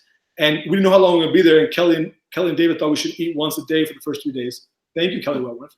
And that's why Rick and I end up losing both 31.5 pounds. Well, it's because on San Juan del Sur, they were eating like 4-course meals of rice, and they had to ask for rice about 15 times. I get it. But like on Kama, there's a secret scene with Julie talking about there's more than a merge feast. Like she's listening out like that secret scene was fantastic. So funny. You know, I'm eating one seashell of rice those first 3 days on day 9, 10, 11. So you know we're just beat, and I didn't want to go up the hill. I felt bad, and I went to Kelly, and I'm like, Kelly, I think we should maybe go David. And I understand Kelly's position. She doesn't want David to be the first attorney voted out, right? Mm-hmm. You start that train, you get newbies. You have no idea. We had no idea how Kama's already like on that train, right? Yeah. We want to start that mentality. So I understand her position. So I went out there, and I'm like, I can't go against Lauren. She's my ride or die. Now on day 11 is the first day she wasn't eating. I was like, it's one day. Like, okay, you know, it's not like it shouldn't be a big deal. She'll be fine tomorrow. So then, actually, no, the next sandbag challenge not till day 15. The next challenge date, so we vote out Rick. It's as emotional as they show. It was sad. I didn't want to do it. Mm-hmm. And then you know, it was I had my choices were Rick or Lauren. And I mean, I didn't want, you know, you can't press too much of the swing person. So what happened to Sarah and Cagayan. And then the next challenge is the peanut butter challenge on day 12. That's when we have to throw the monkey fist, and you ran after it instead of holding on to the rope. Wrong. That's a sandbag challenge. Oh, okay. No, that's not a sandbag challenge. That is the nudity challenge. We got to do a slide puzzle that Joe fucking solves in like 45 seconds. Oh yeah, that was to go to tribal council. Day 16. Yeah. Sorry. I'm going. We're jumping ahead. Hey, look, I didn't live it.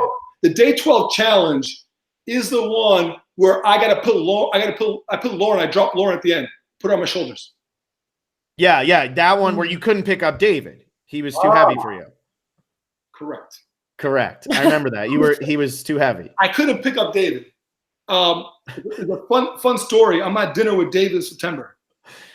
He goes to me, he goes, Wardog, I got something I gotta tell you. I'm like, what's up, brother? He goes, remember that challenge, the peanut butter one? The one where I was like, I was like, yeah, man. I was like, we tried twice. Like, I couldn't I don't understand. You weigh 115 pounds. You couldn't stand my shoulder. You know, Lauren was, she started getting 150, I think. So at that time, she was probably like 145, 140, right? I'm like, I don't understand what was going on there. And she was like, well, I got to the top and I was scared because there was nothing holding. Like if I fall, I just bust my ass. So I was fighting you to make sure like I didn't want to stay up. So you see, he gets up and his legs give out. And we try like 2 or 3 times with him. And finally, I'm like, and then Lauren comes on I'm like, oh fuck, I got to take Lauren, right? And then really wish I kept Chris. That's what's going through your head there. If I kept Chris, we would have done it 2 people. He could have lifted her up. Don't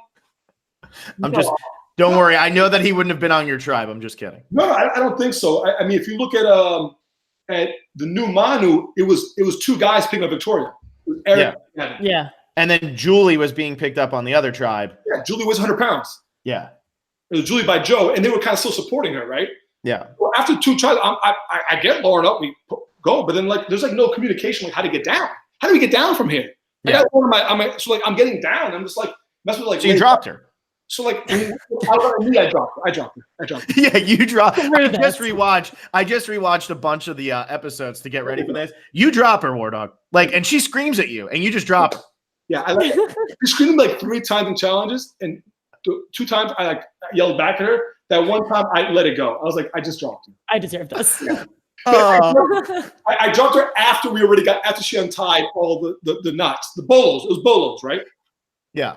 So then we had to so we get to the bolos part, and and it's really good at highlighting when I fucking do terrible, and split second when I do well. Like I'm the first one on my team to land a bolo. It's like you almost don't see it. Oh, one bolo for fucking Leslie. Like you just don't see it, right? It's like I run it. You just see like running back. Like that. There's no like highlight to me landing the bolo. That's and I think we end up landing. Kelly lands a bolo too, and then Lauren kind of lands one after Victoria's like right at the end. It would have been a third one, but like it was like kind of like it didn't matter by that time, right? Mm-hmm. And so we lose that. But we have been talking about peanut butter since like day 2 or 3. And Lauren loves peanut butter. And she wasn't eating for the second straight day. And she got back to camp and she was demoralized. Mm-hmm. And that's when like our relationship started breaking down right there with that challenge. We lost the challenge, lost the peanut butter. And Lauren and I, we never recovered after that. Like, we recovered. And then she had made some comment, like, I was like, I knew we had probably 2 more tribals. And I said to Lauren, like, we're ride or die. We're good. Like, we lose again, we take out David. If we lose again after that, it's Kelly, right? And then she said some comment like, yeah, well, at least let's try to win one just in case. And we said that comment to me, like, win one just in case, it means, like, I'm second lieutenant, right? And that's when I was, like, worried. I was like, if we take out David now, I'm fucking done. Like Kelly is going to, like, there's maybe a 20% chance she sides with me and 80% with Kelly. Right. And day 12 or 13, you can see confessionals, she's like, oh, I trust Wardog. She's like still very team Wardog. And then, but I'm like thinking ahead, like, this is not good. And, but if we take out Lauren now, Kelly's not sliding with David. This I don't think. So that's when I was pitching that plan. And because I was thinking to myself, this has got to go. And then I also thought to myself, like, if we do get to the merge, like, let's say 3 of us, like, Lauren's the last target, right? They're targeting me and Kelly before Lauren. Yeah. All right, that's my mindset, right? It ends up changing a little bit. That's more about the merge challenges. But so I'm like, she's just no good for me. But if David's out there, David might be the target. Like, the 3 of us could be shields.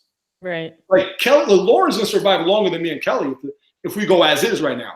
So I was explaining that to Kelly, and that's where I started realizing that, like, Lauren maybe is not the best person for my game. Kelly would probably be better. And around day 12 or 13 is when I shifted my mind who my number 1 was, even though them 2 are still number 1s with each other, right? And then I went to Kelly. I said, Kelly, I watch a lot of those videos by Per Diem, right? He did a video about a few months before we left about the intentional mat sing. And the idea was that Matt Singh was so bad they went out to Malcolm and Denise that by the time they went to swaps and merge, like, they were never a threat. And Malcolm and Denise got to the Final Four, right?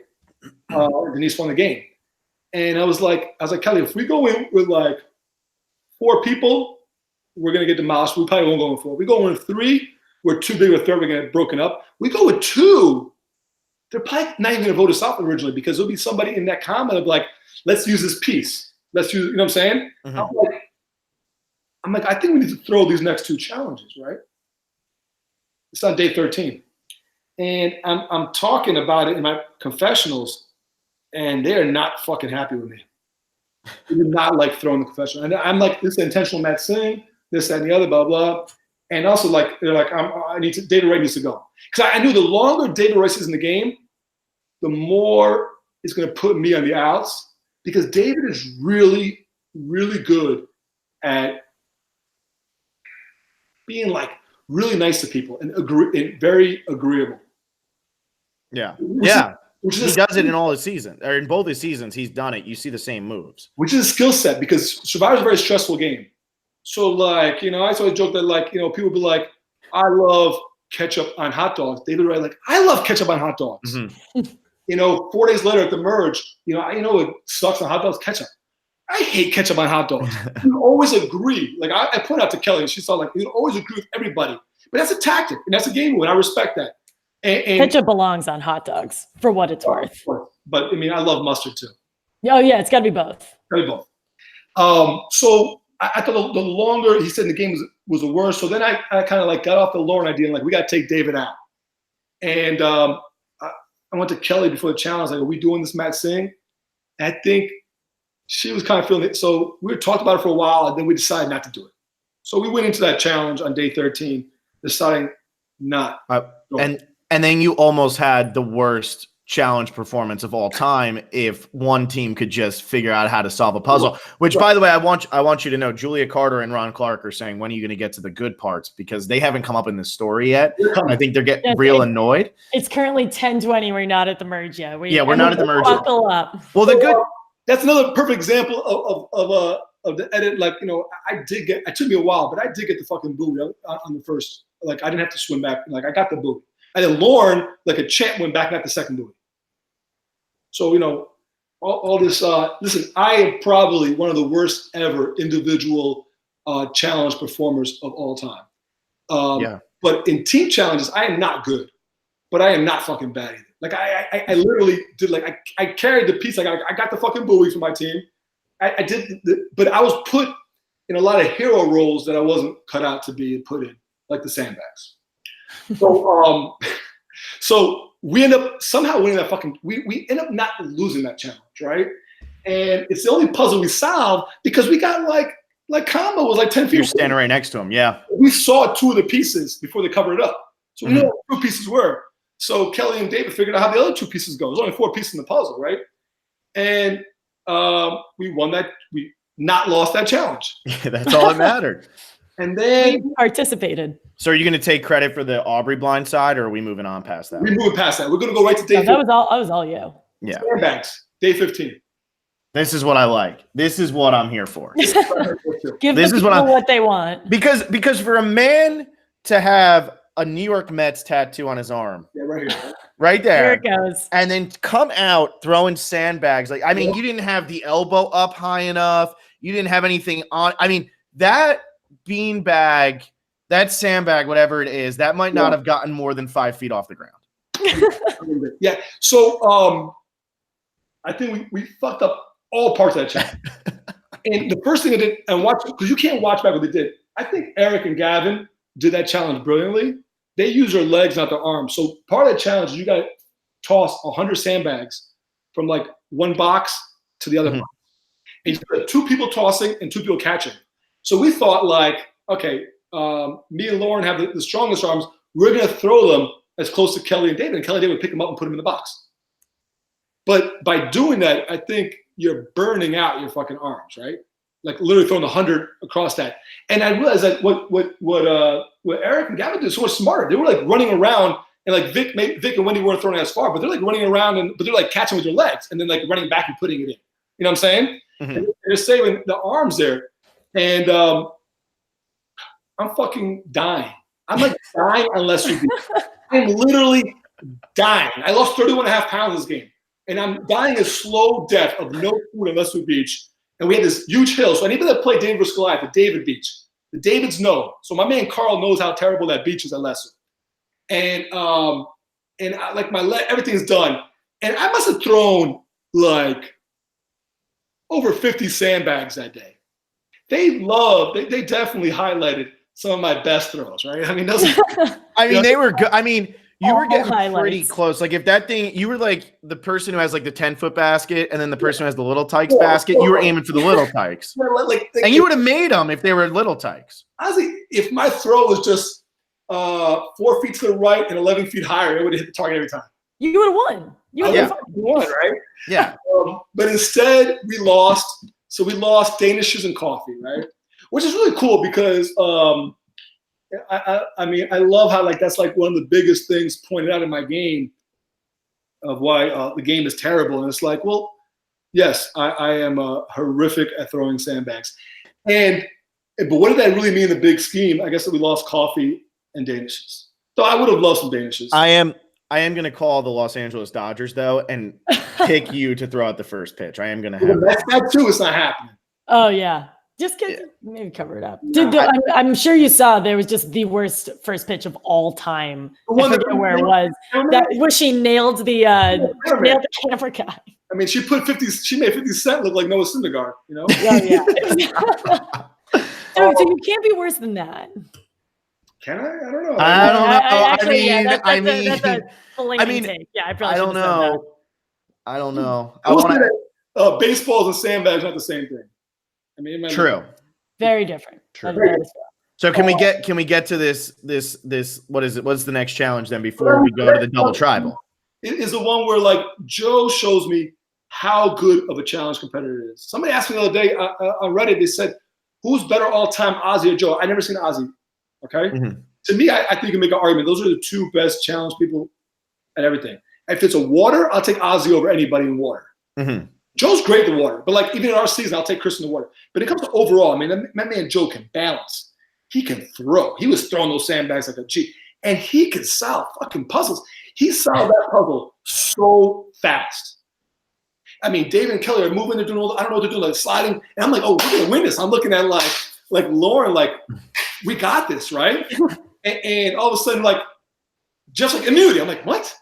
And it was like Joe and Julia, and they just like creamed that puzzle, right? And then we find out the saving grace that both of us are going to travel. So Kama don't know that. Kama leaves first. They were both going to one travel together. And that's when we get back. And by day 16, David had been on the trial for 3 extra days, and that was all he needed to have my patience wear thin on everybody. David's patience wore thin on me, and then I just didn't want to be around anybody. So like I would hang around the other side of the big tree. So for all you, Carl, everybody listening on the big David tree, I'd hang out the other side and just chill. And the other 3 would be around the fire. I didn't want to be around. It was a big mud pile where we slept. I just didn't want to be in that same place, that dark, depressing place all day. Doesn't sound fun. No, it doesn't sound fun at all. And like, and Lauren and I, we got an argument on day 15 because Lauren said that the reason we're losing challenges is because we don't believe we're going to win them.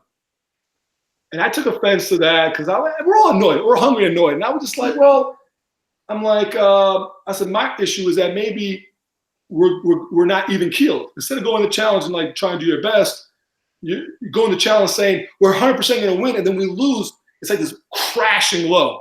So we're going through those emotional highs and lows, right? And I'm trying to stay more even keeled. So it was a conflict of like ways to look at it. So maybe I'm not as positive going into the challenge, and then maybe that hurts my performance and hurts the team's performance, right? So I see logic to both sides, and I knew at that point, we go to rocks, I could be fucking in trouble. But now there's not one player in the game that's going to rocks for Wendy Diaz-Twine. Yeah. Okay. Wendy Diaz. Wendy Diaz-Twine. Big Wendy Diaz-Twine. I love it. So I think this was your best move of the game, and I don't know how much. Like, obviously, it was shown as from your perspective, and Kelly had that whole confessional. And I'm sorry if Lauren and Kelly are listening and they're like, wait, that was my move, and Wardog was just there to yell at me. But I think this was your best move of the game because there's literally no way anybody was going to rocks from Wendy. No, I mean, Kelly suggested Victoria. Yeah, they would go to rocks for Victoria. No, because her reasoning was that, like, Victoria doesn't have an idol. Yeah, but you were right that, like, Eric and Gavin would have stayed with Victoria, whereas I literally do not know who Victoria, Gavin, or Eric are. I don't know anything. I just know that nobody's going to rocks for Wendy. They spent 8 days with Wendy with 3 chickens. I thought they had 3 chickens left. I didn't know they got let loose. I need everybody to know too. I just made it an hour and 28 minutes into an Edge of Extinction podcast, and that was the first time I mentioned Victoria. I just want that to be known. Wardog is the cure-all. Okay, that's all I needed this whole season was Wardog to shut me the hell up. Because I went all in on her winning, just like I went all in on Wardog winning the Edge of Extinction. This Victoria reference might also be overshadowed because Bryce has entered the building. Woo, Zaddy. This is a crew that we have in this live chat right now. What's up, Zaddy? So, and honestly, like at that point, this was like I'm being rude, I'm being abrasive. Social games out the window because it's got to be Wendy. It has to be Wendy. The only way I can secure my spot in the merge is if we 4 votes on Wendy. It has to be. And then there's a great scene, which I love, where the idol is right behind me, right? I mean, it's great. Like, right, it's like right here. It's like, look, guys, here's the idol. And I'm just like, oh. I'm like, oh, where is the thing? Kelly? And she's like, I don't know. She's like, you should leave it that way. I'm like, what trail? The one over there? She's like, yeah, that one over there. I'm like, okay. I got my green buff top on. I'm like, yeah, let's go.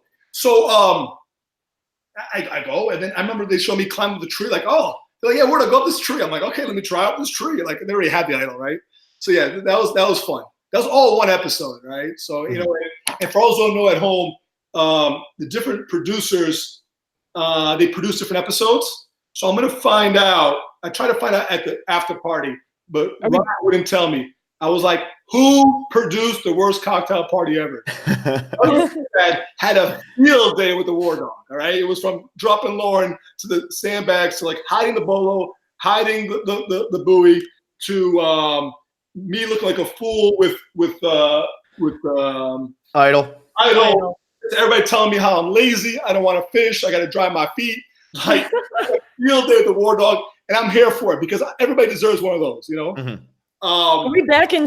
Do we put the sunglasses back on? Is that what we're supposed to do right now? Because I'm about to talk about Victoria, so we need the sunglasses on. Right? Oh yeah, for Victoria. I agree with that. I can do that. So we get to the tribal, right? We got the plan, right? And so I actually, part of me, I don't know if Lolly knows this, but I was thinking about like if they were going to hold firm, I was going to read the room. If they were going to hold firm on Wendy on the revote, and the vote went to Lolly. I was thinking like her. I said in the confessional, I was probably going to flip on her ass. But because I wanted to go into the tribe with less numbers. And so we get there, and that's when I realized I got one of two people completely pegged wrong in the preseason. And that is Victoria. So in the preseason, we're sitting in Ponderosa. She looked like a mouse to me. Quiet, like, you know, actually by accident, our tents were next to each other at one time. Or the whole time. And like it's dark, and I was coming back from going to like the bathroom like 1 in the morning, and like I almost like zipped up. I was like about to zip up the wrong tent, and I heard like, no, wrong tent. I'm like, oh, you know? I'm like it's like a little mouse, you know. But like, so they come to that tribal, and they had this plan. Their plan is like throwing money under the bus, but like we can't tell them that's what our plan is because they could be decoying us and using the idol on Wendy, right? So we're holding firm. And they're fighting, right? So they're out there trying to convince us. Eric is coming to me and David. And I'm talking about, you know, we're at the OK Corral. I got my rider, my Morganer, my whatever the other fucking herb. Your Kelly. Whatever Kelly herb was. And I just know it was Kelly. I'm Doc fucking Holiday, right? We're ready to go. And but Victoria wasn't stopping. Like we're just like ready to vote. She's like, I'm not ready yet. And she was fighting and fighting and fighting. I didn't know she was Italian and Puerto Rican.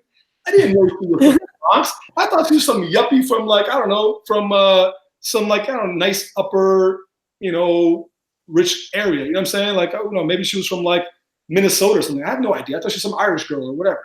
Because Minnesota is known for its wealth. I don't know, man. I didn't think she was from the Bronx. Sorry, if there's anyone listening who's from Minnesota.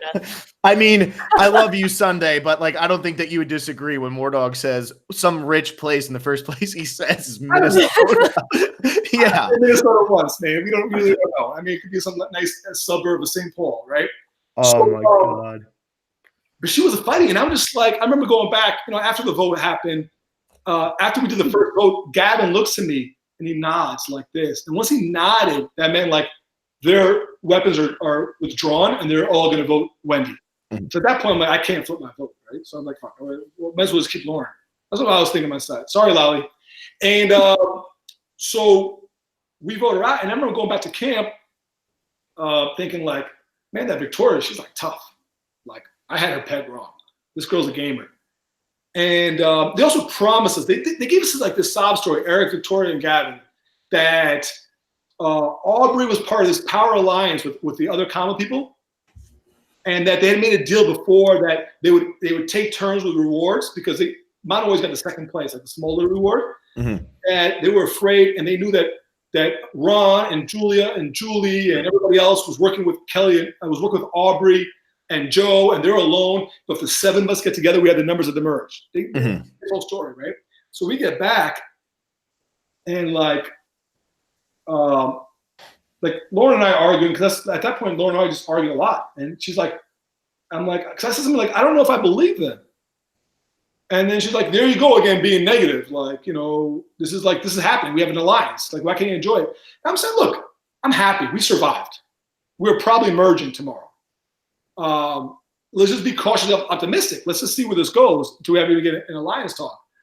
And so the next day, I mean, there's not really much to talk about on the Edge Challenge, except for I was so happy to see my man Rick Devins come back. Mhm. I absolutely love Rick Devens. I'm taking the sunglasses off. We're done with Victoria. Are we done here? We're done here for now. He was my second choice to come back in the game. My first choice was Aubrey because she looked like a fucking lunatic out there. Aubry's going to come back, and she's going to come back and just rip some calm assholes, right? And I'm here for it. So if it had to be a modern person, the only one on shades. Oh, yeah. the only person I wanted to see back was Rick because he's the only one that, like, I felt like I didn't fully betray. Like, you know, like I did a little bit, but not fully, right? And so I was happy to see him back. And we go to the merge feast, and I'm sitting next to Before you get to the merge feast, are you about to announce your introduction to Mr. Ron Clark? Because he has literally mentioned it at least 75 times in here. And it's for this hour and a half. This poor man has just been waiting for you to get it. For those of you who just tuned in, it's 10:36. Ron Clark comes on day 18. We're on day 17. Okay. Oh. Okay. So Sorry, Ron. Sorry, Ron. You got Clark, another like hour and a half. minutes.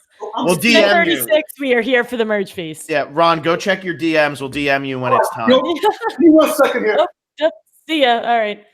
Well, now that we've lost Wardog, How's your night going? Yeah, Ron, go check your DMs. All right, we're back. I got a All right, beer. we'll be here. I have this. Let me tell you about Ron Clark. I have a little Ron Clark. Oh, we're getting a beer. So we'll get to Ron Clark in a second. I have a problem for Ron. Oh my God. So you hold up there, Mr. Professor. Oh, I'm ready. So we get to the merge feast, and I'm sitting next to Eric, right? And nobody knows I'm in law school. Nobody. On day 17.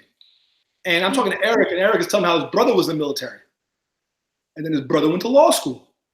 And his brother went to Pepperdine Law. That's literally my law school. And then Eric is describing like the dorms. He went to visit his brother, describing how beautiful the campus is. And they all think I'm living in New York still, right? Because I didn't have a good story to be living in LA.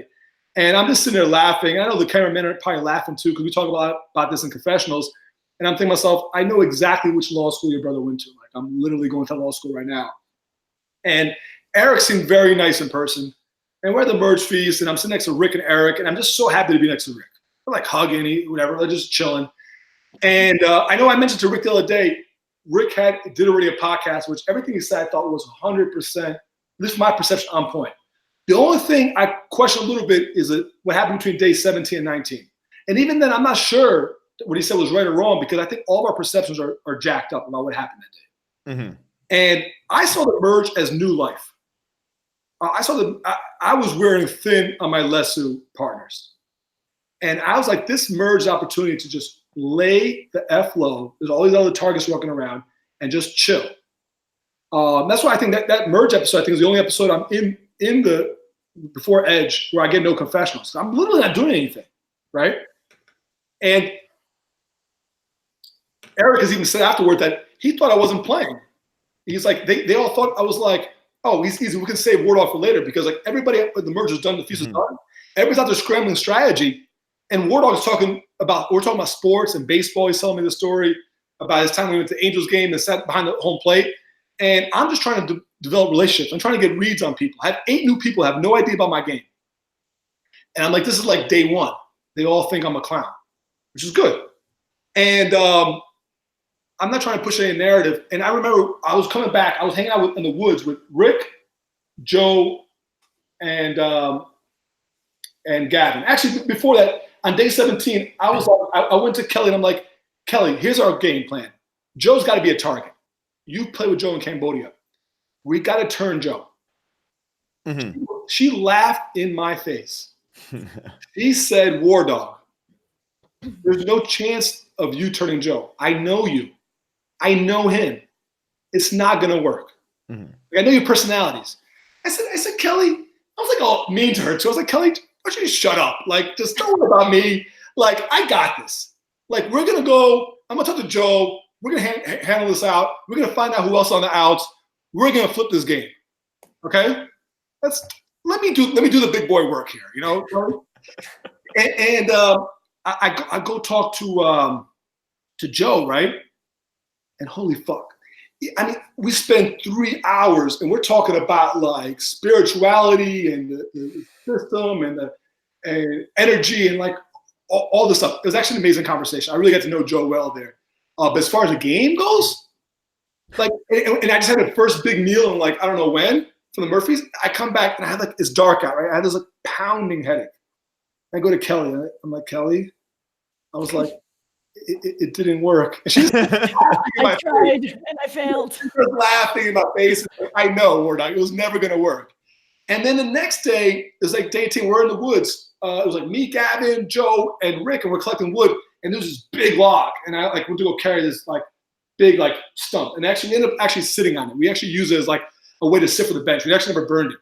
And I'm like carrying this huge log back. And then I go back into the woods to meet up with them. And that's when I heard my man Rick was saying to Gavin and Joe, like, yeah, I don't know about Lesu. They voted me out. Mm-hmm. I'm a free agent. And I walked in, like, hearing it from far away, and just like, I'm like, oh. Oh, crap. I kind of went back to the camp. And then we had talked a little bit. I was talking to Joe and Victoria, and Victoria was good. She fooled me. She was like, she's talking to me and Joe and Kelly.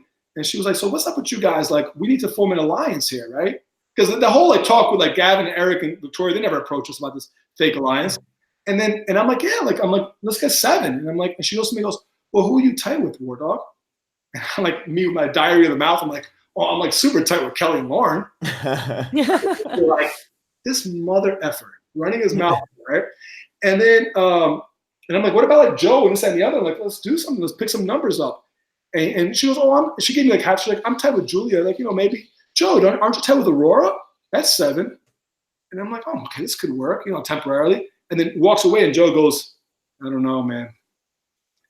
I don't trust Victoria. So at least Joe knew. It was like, I just think she was fishing for information. And Kelly was like, what are you doing, Wardog, right?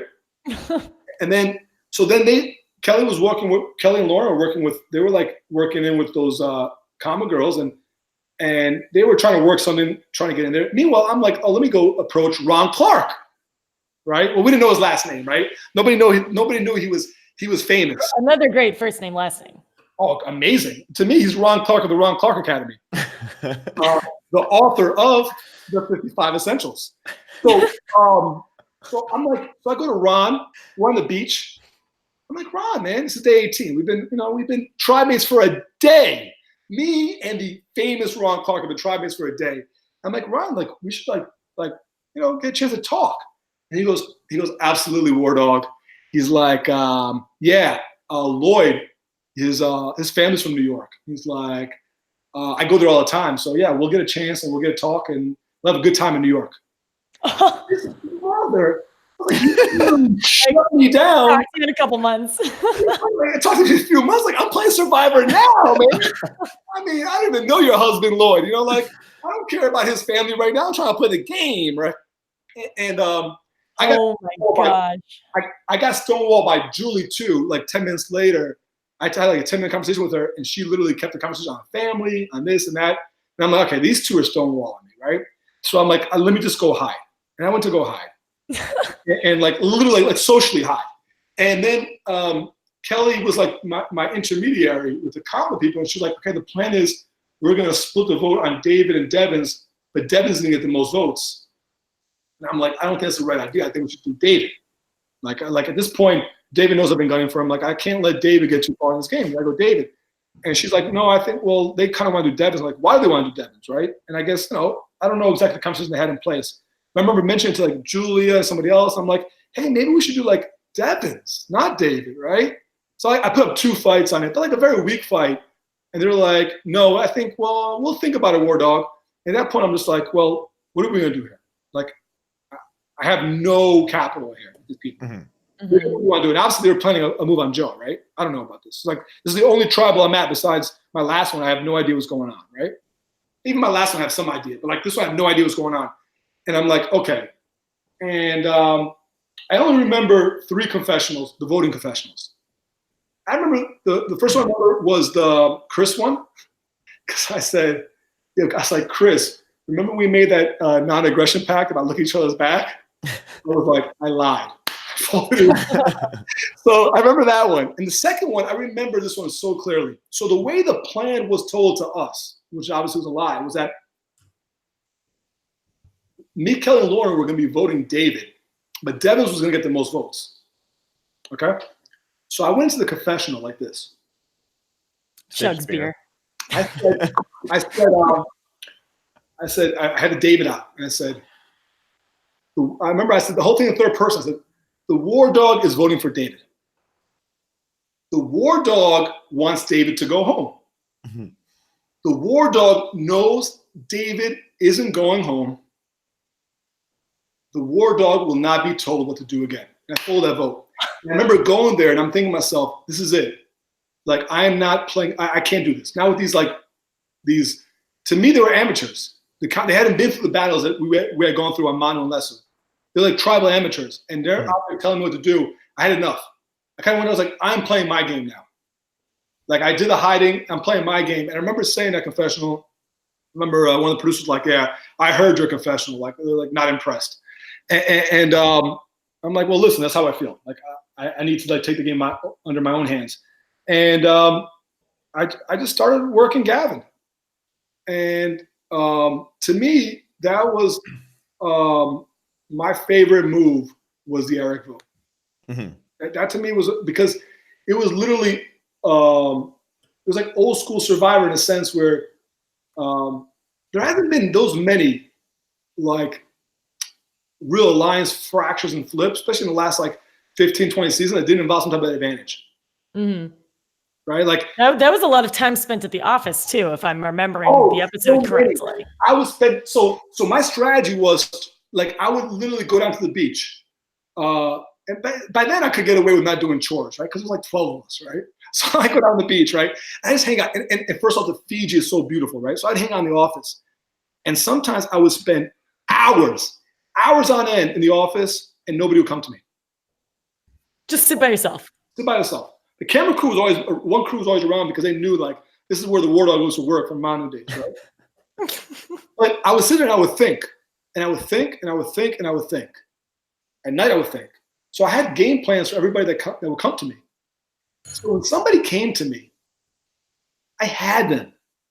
Mm-hmm. At least at that point again, they didn't know. They think they're coming to me like, let me curry a favor. Here's a number. Here's a vote. Here's somebody not even playing the game. He's not strategizing, just sitting there fucking watching the ocean. Filing his papers. Yeah, so they would come to me, and once they stepped in my office, they were mine. Mm-hmm. So that they're out there. And we were trying different ideas. So I've been developing a relationship with Gavin for a while. And then Kelly comes to me, this is day like 20, and she's like, well, look, I've been talking to David, and there might be like a vote split coming up. You know, it's day 2021, like, but I guess Rick needs some more convincing to come on board. Mm-hmm. Okay. So there's a lot of questions about, this is the scene with me and Rick in the woods, the jungle, right? Or the woods. And there's a lot of questions like, why did they send Wardog to talk to Rick? Like, right? That could be an obvious question from the edit. But the problem with the Lesu 5, if you want to call it 5 list, was we were so dysfunctional. I barely spoke to David after like day 12, 13. Like, barely, okay? And Rick, when he got back, and Lauren and Kelly really didn't speak either. Mm-hmm. Okay, so Kelly and Lauren speak to David. David speaks to Kelly, Lauren, and they speak to me and David. David speaks, so essentially David doesn't speak to me, Rick doesn't speak to them. So when I didn't realize that David was having a real difficult time using the well with him and Rick are like arguing, right? Mm-hmm. So I guess their plan was to have me talk some sense into Rick or something, right? And at this time, I didn't like this plan because I was really working Gavin hard. And I was getting to kind of like really buy into the narrative. So like when you see me talking to Gavin, I'm wearing pants. And I'm talking to Julie, I'm wearing shorts. There are different days. Mm-hmm. I've been working this like conversation. The narrative's the same. I'm pounding this narrative to Gavin, right? And he's buying it. And then I'm like, I can't do this. I did this the last few days of the Wendy vote where I just shut down my ride or die. Mm-hmm. I shut down my ride or die. I need to go and try to execute this plan. So I go into the woods. And man, did that not go well, right? That was unbelievable. We were like, oh man, and the only show part of it, we were there. I mean, yeah, my man Rick, we were probably there. Rick, is he still in the chat? If he is, we were probably there for like 30 minutes. And just going back and forth. And like, you know, and in Rick's eyes, like he had the plan. Like he was gonna go out there and he was gonna be around after Kama crumbles. And I was like, you're Dr. Mike in this thing. So shout out to Dr. Mike. I don't know if this is not necessarily an insult or a compliment, but it was like Dr. Mike was from the Healers, from the Healers tribe. He was able to kind of maneuver with all the other threats around him. So like, somebody's going to vote out the two girls with Kelly and Lauren. They're going to vote out Wardog, vote out David. And then eventually Rick will find his way into the final five. And kind of with Dr. Mike, after Desi and Jessica and Cole and then Joe Mena, like they all kind of go out. And all of a sudden, like Dr. Mike is in there. And that was kind of a very analogous situation where like you're trying to Dr. Mike this thing. Yeah. And then he just that's the whole idea. Like I'm trying to talk to him, and he was like, "Well, you guys voted me out already twice, and especially Kelly and Lauren and this that and the other." And I'm like, "Bro," or voted against me twice, whatever it is. And I'm like, I tried. I said I tried twice to like save you. Like I don't want you to go. And he's like, "Well, you didn't try hard enough. You didn't come to me." I'm like, "What do you want, man?" I was like, "You didn't come to me. You and David never came to me saying you're gonna vote for Kelly. Like we literally knew we're kind of on opposite sides. Once Kama was not flipping on the first vote, it was self-preservation. Yeah. One of us was going to go home. At least we thought. We didn't know Joe was going to go home. So like, what do you want from us? Let's move forward. And then he comes back and he like slams the wood on the floor, right? and then like it kind of blew my spot up because then it's like he went back and told like Eric and Ron everything, all the plan, the vote split. Like he just pretty much laid it all out. Like, and I'm just like, damn it! Like I didn't want like to be exposed so early. I was playing this game. Meanwhile, I go to Kelly. This is right around the same time before the Eric vote. I'm like, I'm working a couple things. One is I have a secret. And I think I can use the secret to help out with Aurora. Because Aurora was really disheartened after the Joe vote. Mm-hmm. That was her guy, right? And I'm like, she's like, what's your secret? And I'm like, all right, I'm going to tell you, Kelly, but like, you can't tell anybody. I'm like, I just finished my second year of law school. And like, Aurora is so proud to be a lawyer. Like, she would talk about the law all the time, right? Mm-hmm. All the time. And sometimes the cameraman would know, and I would ask like questions like, well, how does this work, right? I would ask like these basic questions. And I get like I'm so self-amused. I get a kick out of like hearing her, like, and she would passionately love talking about it. And personally, I love talking about the law too. So I just play the dumb version of it. And I love hearing what she had to say. And I'm like, maybe I can use it as a bond. So I went to tell Aurora, and I didn't like ask her for alliance or anything. I was like, let me work on her for like later down the road. And I told her, I said, listen, I was like, I just finished my second year of law school. It's like, yeah, blah, blah. Like, I didn't like, so I relate to you. Like, I know how you think about this game logically, whatever. And I just told her that. And I didn't think much more of it at the time. And then we go back, and I'm talking to Julia, and you saw the whole thing, and then Julia's talking to Gavin, and, they're even laughing when they say Wardog. And that tribal, David is laughing and says, I agree with Wardog. Because I was a jester, especially when we got to the merging. I'm back to the jester role. They all thought I was a clown. Just perfect. Like I'm not playing a game. I'm just like a funny guy. I make jokes. Mm-hmm. And the Eric vote happens. I feel very happy about that. Except when I found out what the vote result was. The vote was 8-4, right? It wasn't supposed to be 8 people on the vote. I thought it was only going to be 6. It was supposed to be like a vote. So like I didn't think there was all these people going to be on the vote. And I come to find out, I think Julia let Aurora know. That didn't bother me because, okay, I guess if the young Kama are going to side with the lesser 3, they don't want to lose control. They go with the 7-person alliance. They can still control us, right? Mm-hmm. But then David was in on the vote. Yeah. And there's still a little bit of back and forth of whether or not David figured it out on his own. Kelly said that David kind of came to her like a puppy dog that needed direction. Felt the ship was sinking. Whatever it was, he was tipped off to the vote. And that created one very angry ginger from the Bronx. Who's that? Was that me? No, Victoria. Oh, yeah. I just want to be the main ginger one time. That's all I want to be. You're like the number 2 ginger. Always the number 2. I feel like I'm going to end up dropping down to like 4 or 5. He just doesn't want to call me out live. So, yeah, you're probably much lower. But yeah, I mean, honestly, my parents feel the same. So, Victoria talked to me that night, and she's upset. And I just talked to her, like, I had the first like one-on-one conversation with her the night before because I went to Gavin and Julia on day 21. I'm like, if we're going to do this move on Eric, I need to talk to Victoria one-on-one because I've never talked to Victoria one-on-one. So I don't see me in the office. And I need to feel her out. So they sent her down. It's like deep in night. They sent her down and talked to me in the office. They sent her to the office. They sent her to the principal's office. Sent her to the office. And let me tell you something. This is great. I got nowhere with that chat. I'm like, I finished talking to her. I'm like, fuck, I still have no read on her. Like, I'm in the game. I got no read on her. I have no idea what she's thinking. And I'm like, and from poker, from years of playing poker, and it's like, and and from being civil affairs, like different things. Like I'm good at reading people. I'm like I can't get a read on her. And I'm like okay, but I got to read that she was upset after that vote. Like you guys told David. I didn't tell nobody. Did you tell her? I was like I didn't tell nobody. Like I didn't tell nobody nothing. And the next day is the Julia tribal, right? This is the very next day. And I thought early in the day, I thought we were good. I thought we were going to take David out. And then, like, it just crumbled, like, midday. I don't know what happened there, why all of a sudden they didn't want to work with us anymore. I think maybe part of it was the David thing. But there was two things from the edit. And once again, the edit is very brief. And, like, somebody's out of order, so I don't know if it's accurate or not. There's one where, you know, it's me, Kelly, and Lauren. We're talking at the office. And they're like, oh, maybe we should do Ron, not David. And I'm not saying anything. I'm just staying quiet because I'm thinking to myself, like, I tell them so much of speaking up that there's battles not to fight. Like, it's stupid. Like, they want to do David. They don't want to do Ron. Like, there's just don't say anything. Don't do whatever. And I just like, whatever. I just nod. And I guess I didn't see. And then they showed that conversation between Lauren and Julia where she's pushing Ron. Mm-hmm. Okay? Mm-hmm. And I don't know for sure, but maybe that spooked Julia. Because something spooked them around midday. And I could see from their point of view, like, we just took out a comma. Mm-hmm. And now he wants to take out another one. And from what I got, and I think Julia and Ron will speak much better on that, but I got the take that from Julia and Ron spending all those days in the game together, they were very close on a personal level. So, I mean, if Ron's still in the chat, he can chime in yes or no, but that was my take. I think they were very close on a personal level. And I think that was a blunder on our part to try to push Ron as a vote there. You know, like, because I tried pushing Ron on day 22. I was like, hey, you mean Ron, not Eric? And she goes, Eric. I was like, I'm not fighting. They're literally imploding. Mm-hmm. You know what I'm saying? Like, I'd rather have Ron go because Ron was like a schemer. And he wasn't talking to me. He told me, I'll talk to you in New York. Okay, Ron. You know, okay, Ron. Yeah.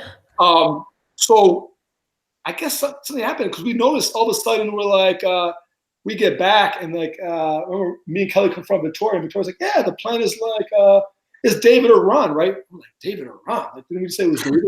Like, and like, how do you not know? It's like an hour before tribal. And then that's when you see the scene of like Kelly looking at me, and she's like, and they're scraping the rice. Like, we're having like this tense showdown. That was the best. That was an amazing scene. I love that. Amazingly awkward. The picture I put on Instagram, I think I'm like this, looking at her like, I don't know. Yeah. Nobody's talking to me. Like, literally nobody's talking to me. Like we're like, I have no idea what's going on. Now, I also do not know that both these girls have an idol, right? Mm-hmm. Now, Right. I think that if this trial doesn't blow up, I actually end up going home. I discussed with some people because they were voting. Kelly was going to get the most votes, but I think Kelly was going to play her idol that day. And Lauren's strategy after the fact was, which makes sense, that she was going to play her idol if Kelly played her idol. Yeah, that's what it seemed like. Yeah. Yeah. And we did not know. We were voting David, and David was going to play his idol that he had with Rick. Mm-hmm. So I think it would have been a 0-0 vote. And on revote, I would have been sitting duck. Yeah, there's no way. So this kind of goes back, this kind of flashed a little bit forward to the Kelly vote 4 days later, where I felt like I didn't know Kelly on idol. I didn't know all this. And I felt like there's a few times in the game where I saved Kelly, and I felt like I get to it. I felt like she was making an end game without me. And this is one of the times like I literally put my neck on the line being vocal at trouble saving you. But in reality, I probably saved myself by default. Right? Yeah, because then it went absolutely. Then everything opens up. Correct. How did you all land on Julia though? Out of all people, like why did it all land on her? Because you even said, I think, no way Julia was going home, or somebody said there's no way Julia was going home going into that tribal council. No way. After the Julia vote, we joked about like when they do those power rankings. But what we didn't know about the power rankings, that the power rankings, when people make power rankings, they take a lot of the edit into the hand. So what are you trying to say about us? Yeah. You guys, that post, like, what even were, Phil? We should look back on what our power rankings were. I think we had Julia pretty. I don't know. Yeah, I'll do some digging. Because you guys know about idols, and you know about like edits, and so like Julia wasn't as high. But in our mind, Julia was playing an outstanding game. We don't have idols. In our mind, we're like, holy shit, like Julia's probably like number 1 or 2 in power rankings in people's minds, and then she gets booted. Like, so it came out of nowhere. But during that tribal, she said something to you. Oh, sorry. No, go ahead. Go ahead. So I was uneasy. Everybody, a lot of people uneasy. I didn't realize that Ron and Julie were uneasy, right? And I had been like whispering a little bit like to Ron and Julie, like, I don't know what's going on, whatever, right? And Rick was so attentive. He picked up on this little small chatter with me, Julie, and Ron, right? It was like very subtle. We weren't talking names, kind of like, I don't know, like what's going on?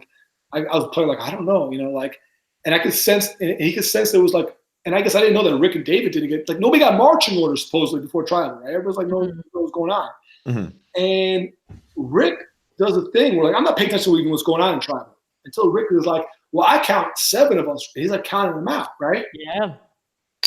I look at Rick, and he like the bell goes off in my head. I'm like, holy fuck!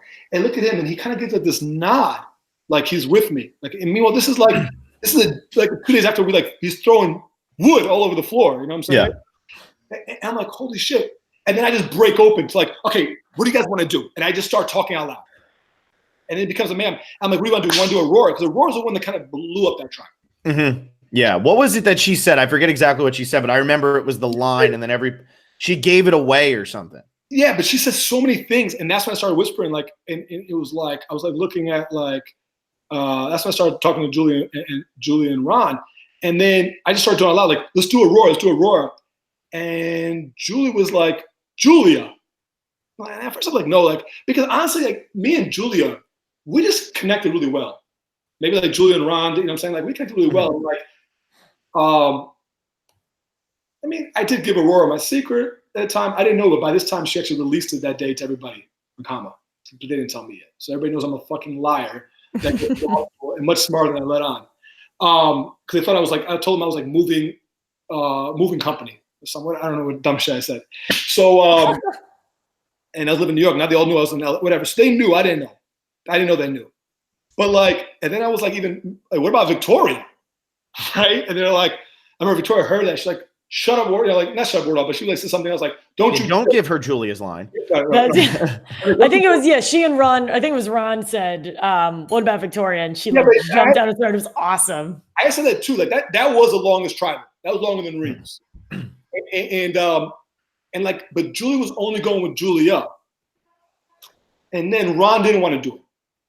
Mm-hmm. Ron's trying to convince her to go off it. And then I'm like being kind of an asshole a little bit to Ron. Like, Ron, I don't know if he needs you. Like, I looked at David and I said, David, are we doing this? Are we in on this? And he's like nodding to me. And then he goes talk to, and I looked at Kelly because Kelly was like pulling her, like what I call the Victoria. The Victoria tribal would be like this. Like, you don't know I'm here, right? So Kelly was pulling one of those there too, right? And I look at Kelly, I'm like, Kelly. And then she's just like, yeah. I don't want to speak up too much, but to turn on me. But like, yeah. And then I remember Lauren didn't want to do it. She's like, I like Julia. And I'm like, I'll get back to you later. So I'm working. And then all of a sudden, I think Ron started feeling the tide going, changing. So Ron's really smart here. So where Ron goes, because Lauren was like, who are you guys going to vote for? And they were going to vote for Kelly. But Ron was like, well, we were going to vote for you, Lauren. And then Lauren was like, Julia's fine with me. Right? Yeah. Right there. Instantly. Right? I was like, okay. I didn't realize it. I didn't know Ron was lying. So kudos on Ron there. And she's like, instantly, she's like, yes, Julia. I'm like, good, we got it.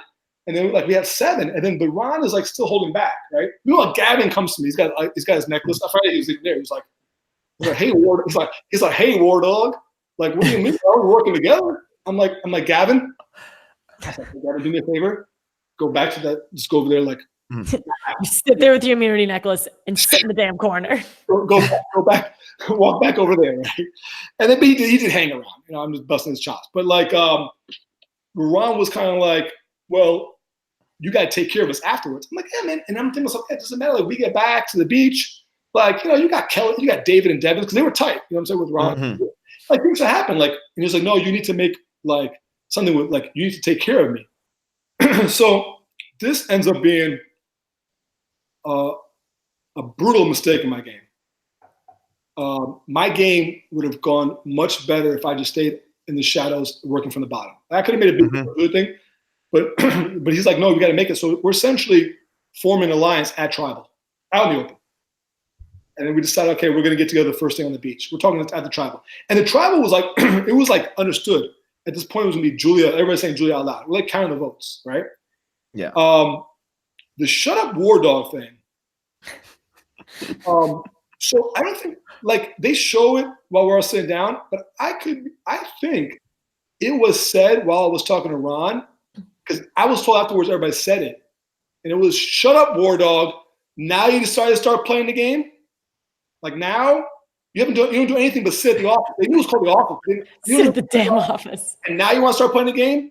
And I didn't hear her because I was like so tuned out. I'm just like, I'm like negotiating lives with Ron Clark right now. Like we're like trying to like piece map the rest of this game. Mm-hmm. And then we go to vote. I thought it was like, and Julia knew, once we go to vote, she had the biggest smile on her face. Like the smile of like, these SOBs got mm-hmm. Nothing you can do. I am. She was such a good sport. You saw in her exit words, whatever, she was such a good sport during the whole time. Because, the voting process could take like 20 minutes, right? Yeah. And then I was like floored when I saw an idol be played. Mm-hmm. Okay, so I know that we go back and we have a good narrator afterwards, like you never know, it's better to play, not to play. David is an amazing storyteller. He's amazing at telling stories. That was an unnecessary play by idol. Now I found out afterwards it was because Rick had told Kelly about it to curry favor and promised to play it. Yeah.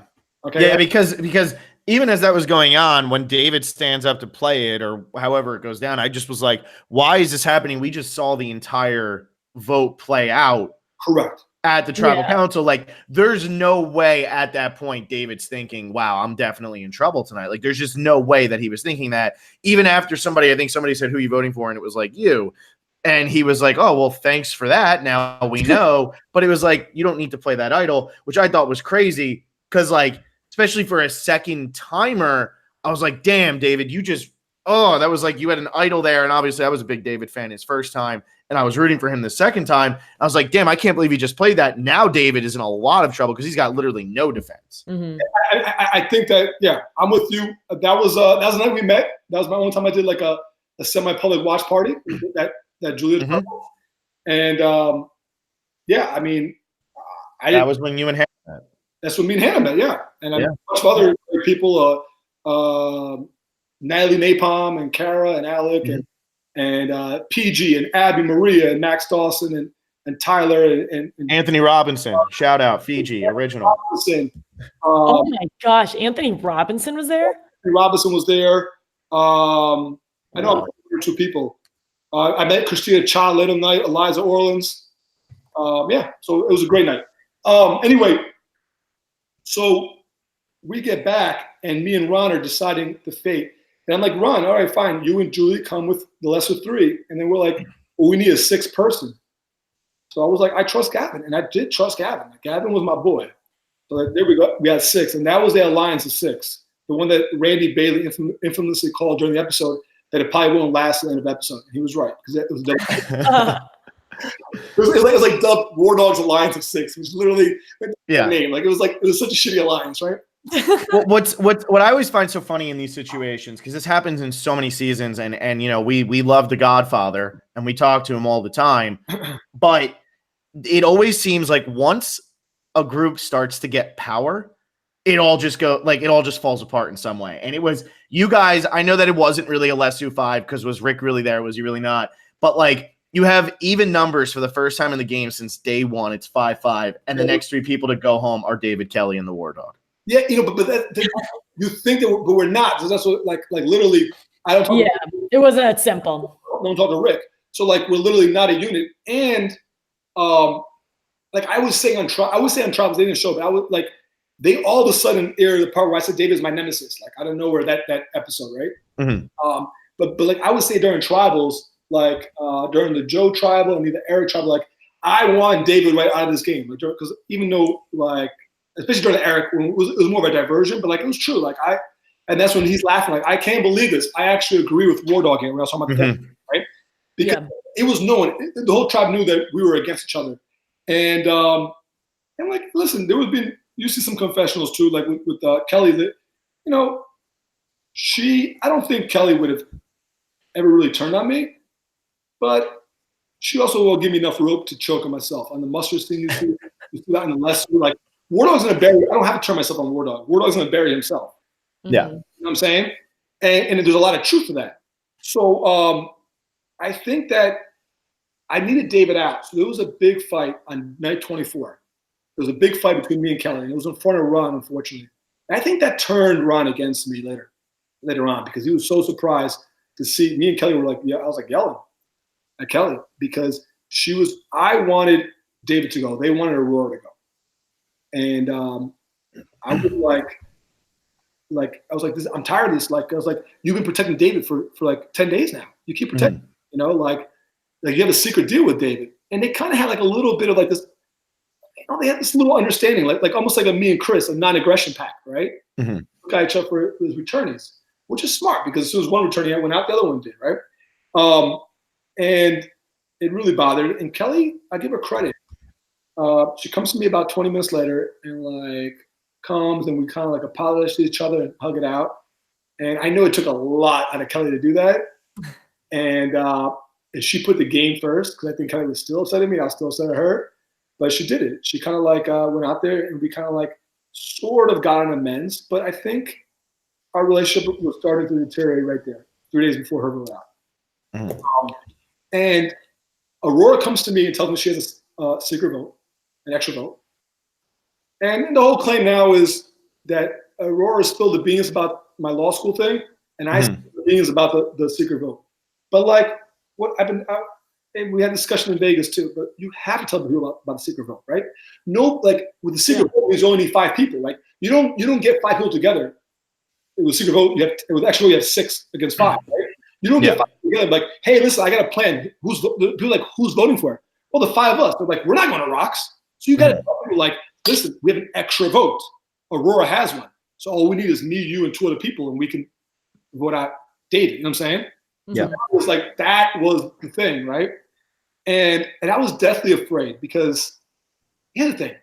If Aurora goes out at 10, then we still have the line 6-3, right? But like David and Julie were really tight. And when we were making this alliance on the beach, Julie wanted not to be in alliance 6. Like, I don't trust Gavin because why don't we just have David and Devin? You guys just work together in the tribal. The 7 of us would be in alliance. I thought that was a terrible idea because 7 is too big of a number, and 2, then the power would be into the what I call the older people, even though Rick's younger than me, but like then Rick, David, Julie, and Ron had the power in the alliance, right? Because they were so tight. And I was like, that's not going to work. And if I take out, I just had a feeling. I was like, I take out Aurora now, then David's going to be in there final 9, and he's going to start pitching to get me out. And he was pitching to get me out at 10. And it's no loss to the rest of the alliance if I go. Like, we still have 5 people. They got to take that, and I was like, I can't live in the game because he knows that his game is not safe until he's gone, until I'm gone, and my game is not safe until he's gone. So, but then it ended up being for naught. Like, I got an argument with Kelly for no reason because Aurora ends up winning immunity. Yeah.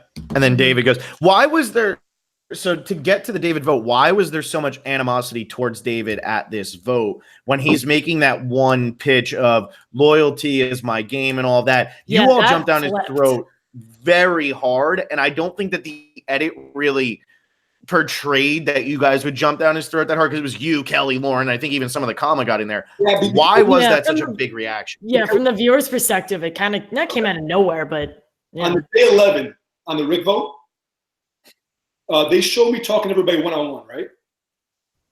Like they showed me talking to every single person. Oh, on the Rick vote, yeah. But what happened was that I got back and it was raining that day. It was a miserable day. And we were all sad. I'm like, listen, I just want to talk to everybody one-on-one. And then we did this round robin thing where everybody just took turns talking one-on-one. Everybody had one-on-one conversations. So there were literally 4 + 3 + 2. There was 10 conversations that happened that day. 5 people. Like that? How you like that math right there? That was good. That was quick. That was quick. You're good at the math, man. That's what everybody's surprised at. They put you on the show for your muscle, and then you ended up being all brains and no brawn. So there were somebody might be correcting me. I think I'm right with the 10 conversations. Somebody correct me. You can't tweet at me because I'm going dark to August 1st, but you can always leave it there. Pin your tweet if I'm wrong. So so they had a conversation, and I guess when Lauren spoke to David, David said to her, "Loyalty is my brand. I am not voting for you tonight." And when I spoke to like Rick and like it was funny because when you see me talking to all 4 people, they flash the scene of me and David, and I'm just nodding my head. It's like me and David were really that tight. Like everybody else, I'm like talking to Rick, I'm talking to Lauren, talking to Kelly, and they just show David like pitching his case to me. He's saying loyalty to my brand, and I'm just kind of like nodding my head. Like I wasn't really feeling as much as what he was saying. But like, so she had said that to him. And obviously Lauren was really pissed off after she got the votes from David that day. And I think there was even some angst from Kama people because he betrayed Eric. Mm-hmm. He went to that tribal saying that like they kind of looked out from that first vote and threw us under the bus, less than 3. And he kind of like the very next vote voted Eric out. So I think everybody was like not feeling that. And like he would constantly use those phrases, but like there was nothing really, there was a lot that maybe backed it up in Millennials versus Gen X, though maybe people like CC might argue that, but that there wasn't as much loyalty. Mm-hmm. But there wasn't as much in EOE. And part of it is because after the Chris vote, David was never really in a position of power ever again, really. Yeah. He has to really show the loyalty, but he did show a few times where he just, I think that he might have said too much, where he didn't have to say loyalty to my brand, I'm not voting you out.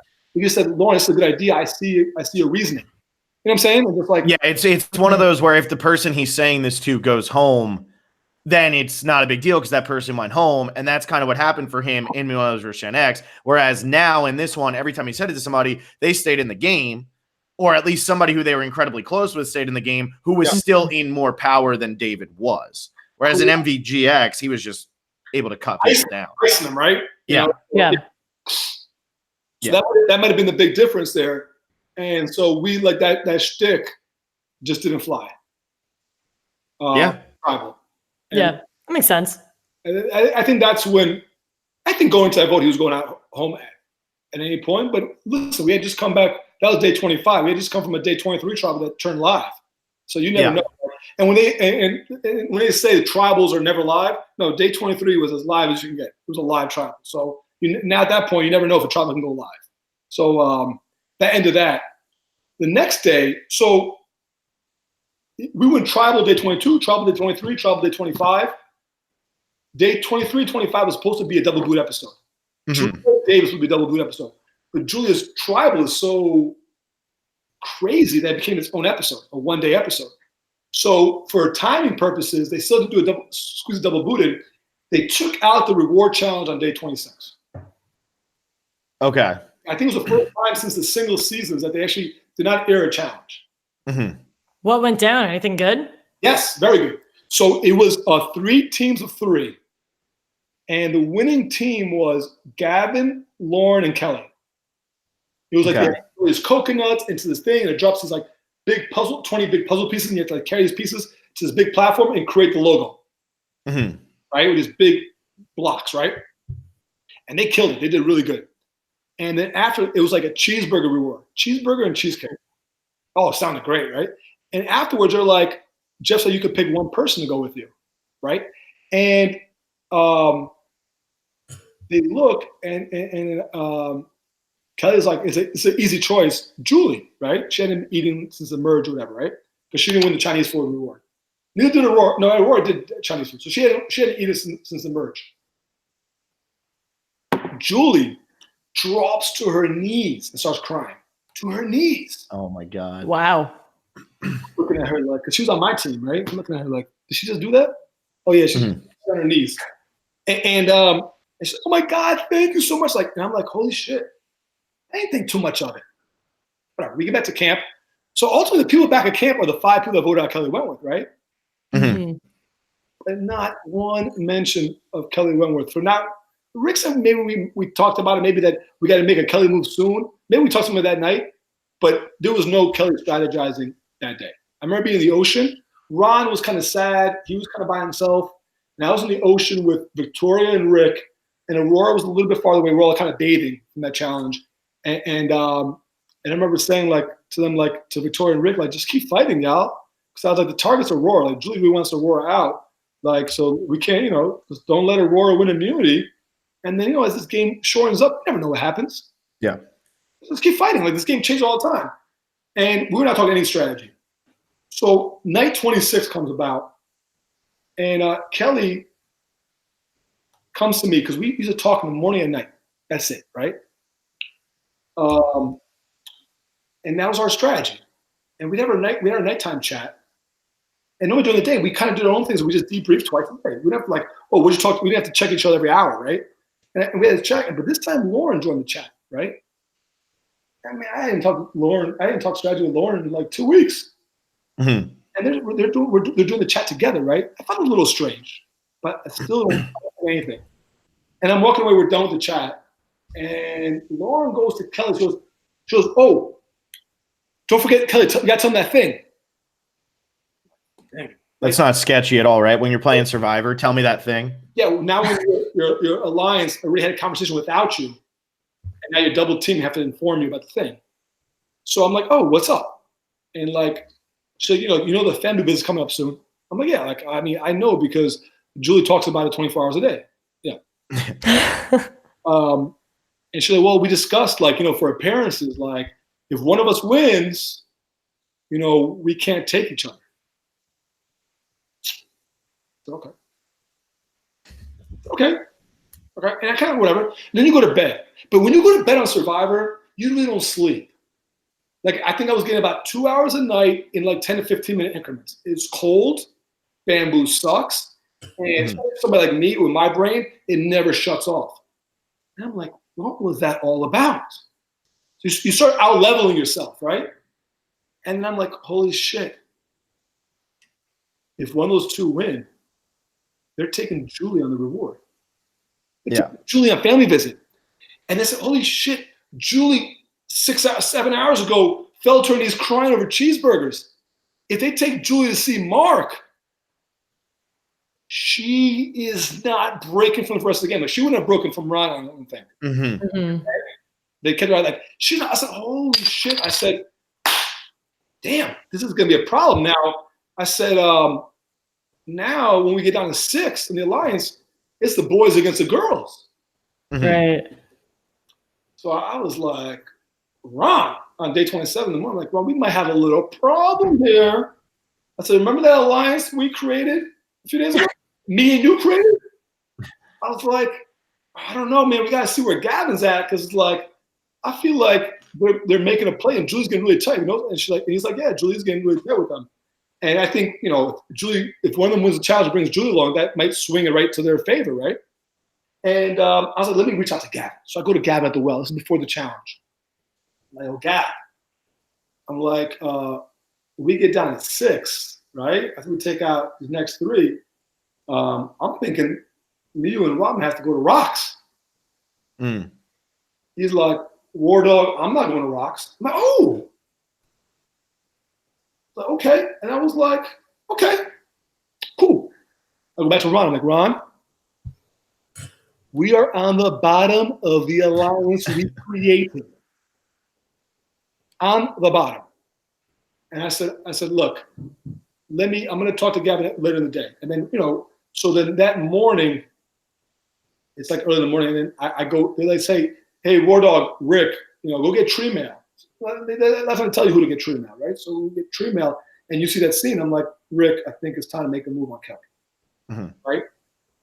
He's like, oh, music to my ears, whatever he said, right? Mm-hmm. Mm-hmm. And says that a couple times this season, I believe. Yeah, and so at this point, it was weird because I would have a conversation with people, and Kelly would come up to me like, hey, what'd you guys talk about? Like, it was different. Like, our dynamic changed for day 24, where it was like I was getting checked up on every hour or two. Like, the thing is, she knew me so well. So she knew something was off of me.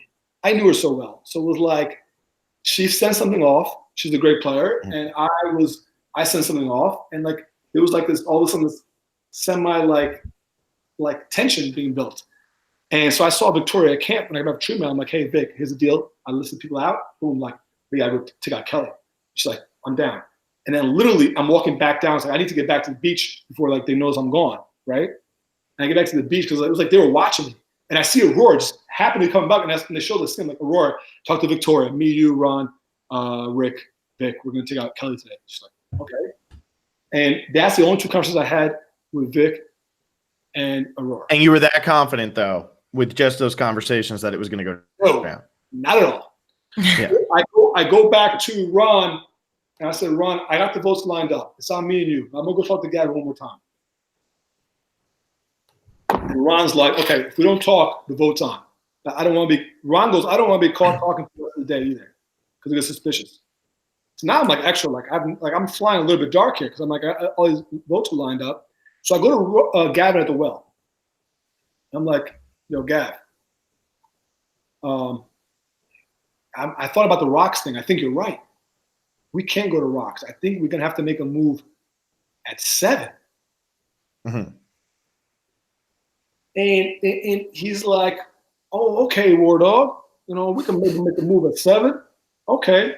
And then I'm like testing him. Like, well, I'm trying to think here, Gavin. What if, just hear me out. What if we did it today at 9, just in case? He's like, no, it's too early. I don't want to do that. And I said, you know something? You're right. It's too early. Mm-hmm. Let's do it at 7. You're right, Gavin. At that point in my mind, I think I did go to Ron one last time. I said, it's on. The vote's on. Yeah. Like Gavin. That he was feeling good. What? Like what? Because you knew that he was with them. Yeah, he had it going. I think I found out later they bonded over the grandmothers passing. Like there was a real connection between Kelly and Gavin. Gotcha. And Gavin and Lauren got really tight. So go ahead. All I was going to ask is, so when you're doing this, you make this huge move that breaks up, and I know you gave the whole background, but you make this huge move that gets rid of Kelly.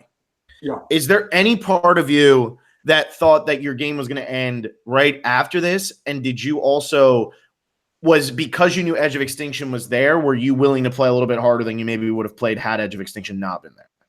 Okay, so everybody was affected some way by Ghost Island. Mm-hmm. At Ponderosa. Okay? Yeah.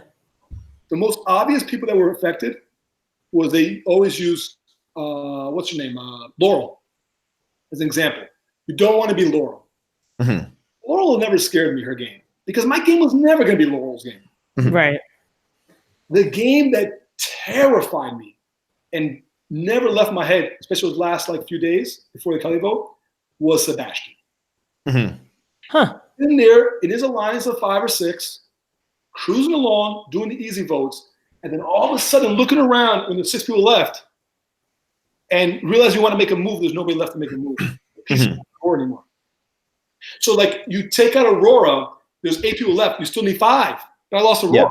Right. Before, there's no pieces left. In my mind, Kelly had Julie and Gavin in her pocket. And me and Kelly never had a final 3 deal.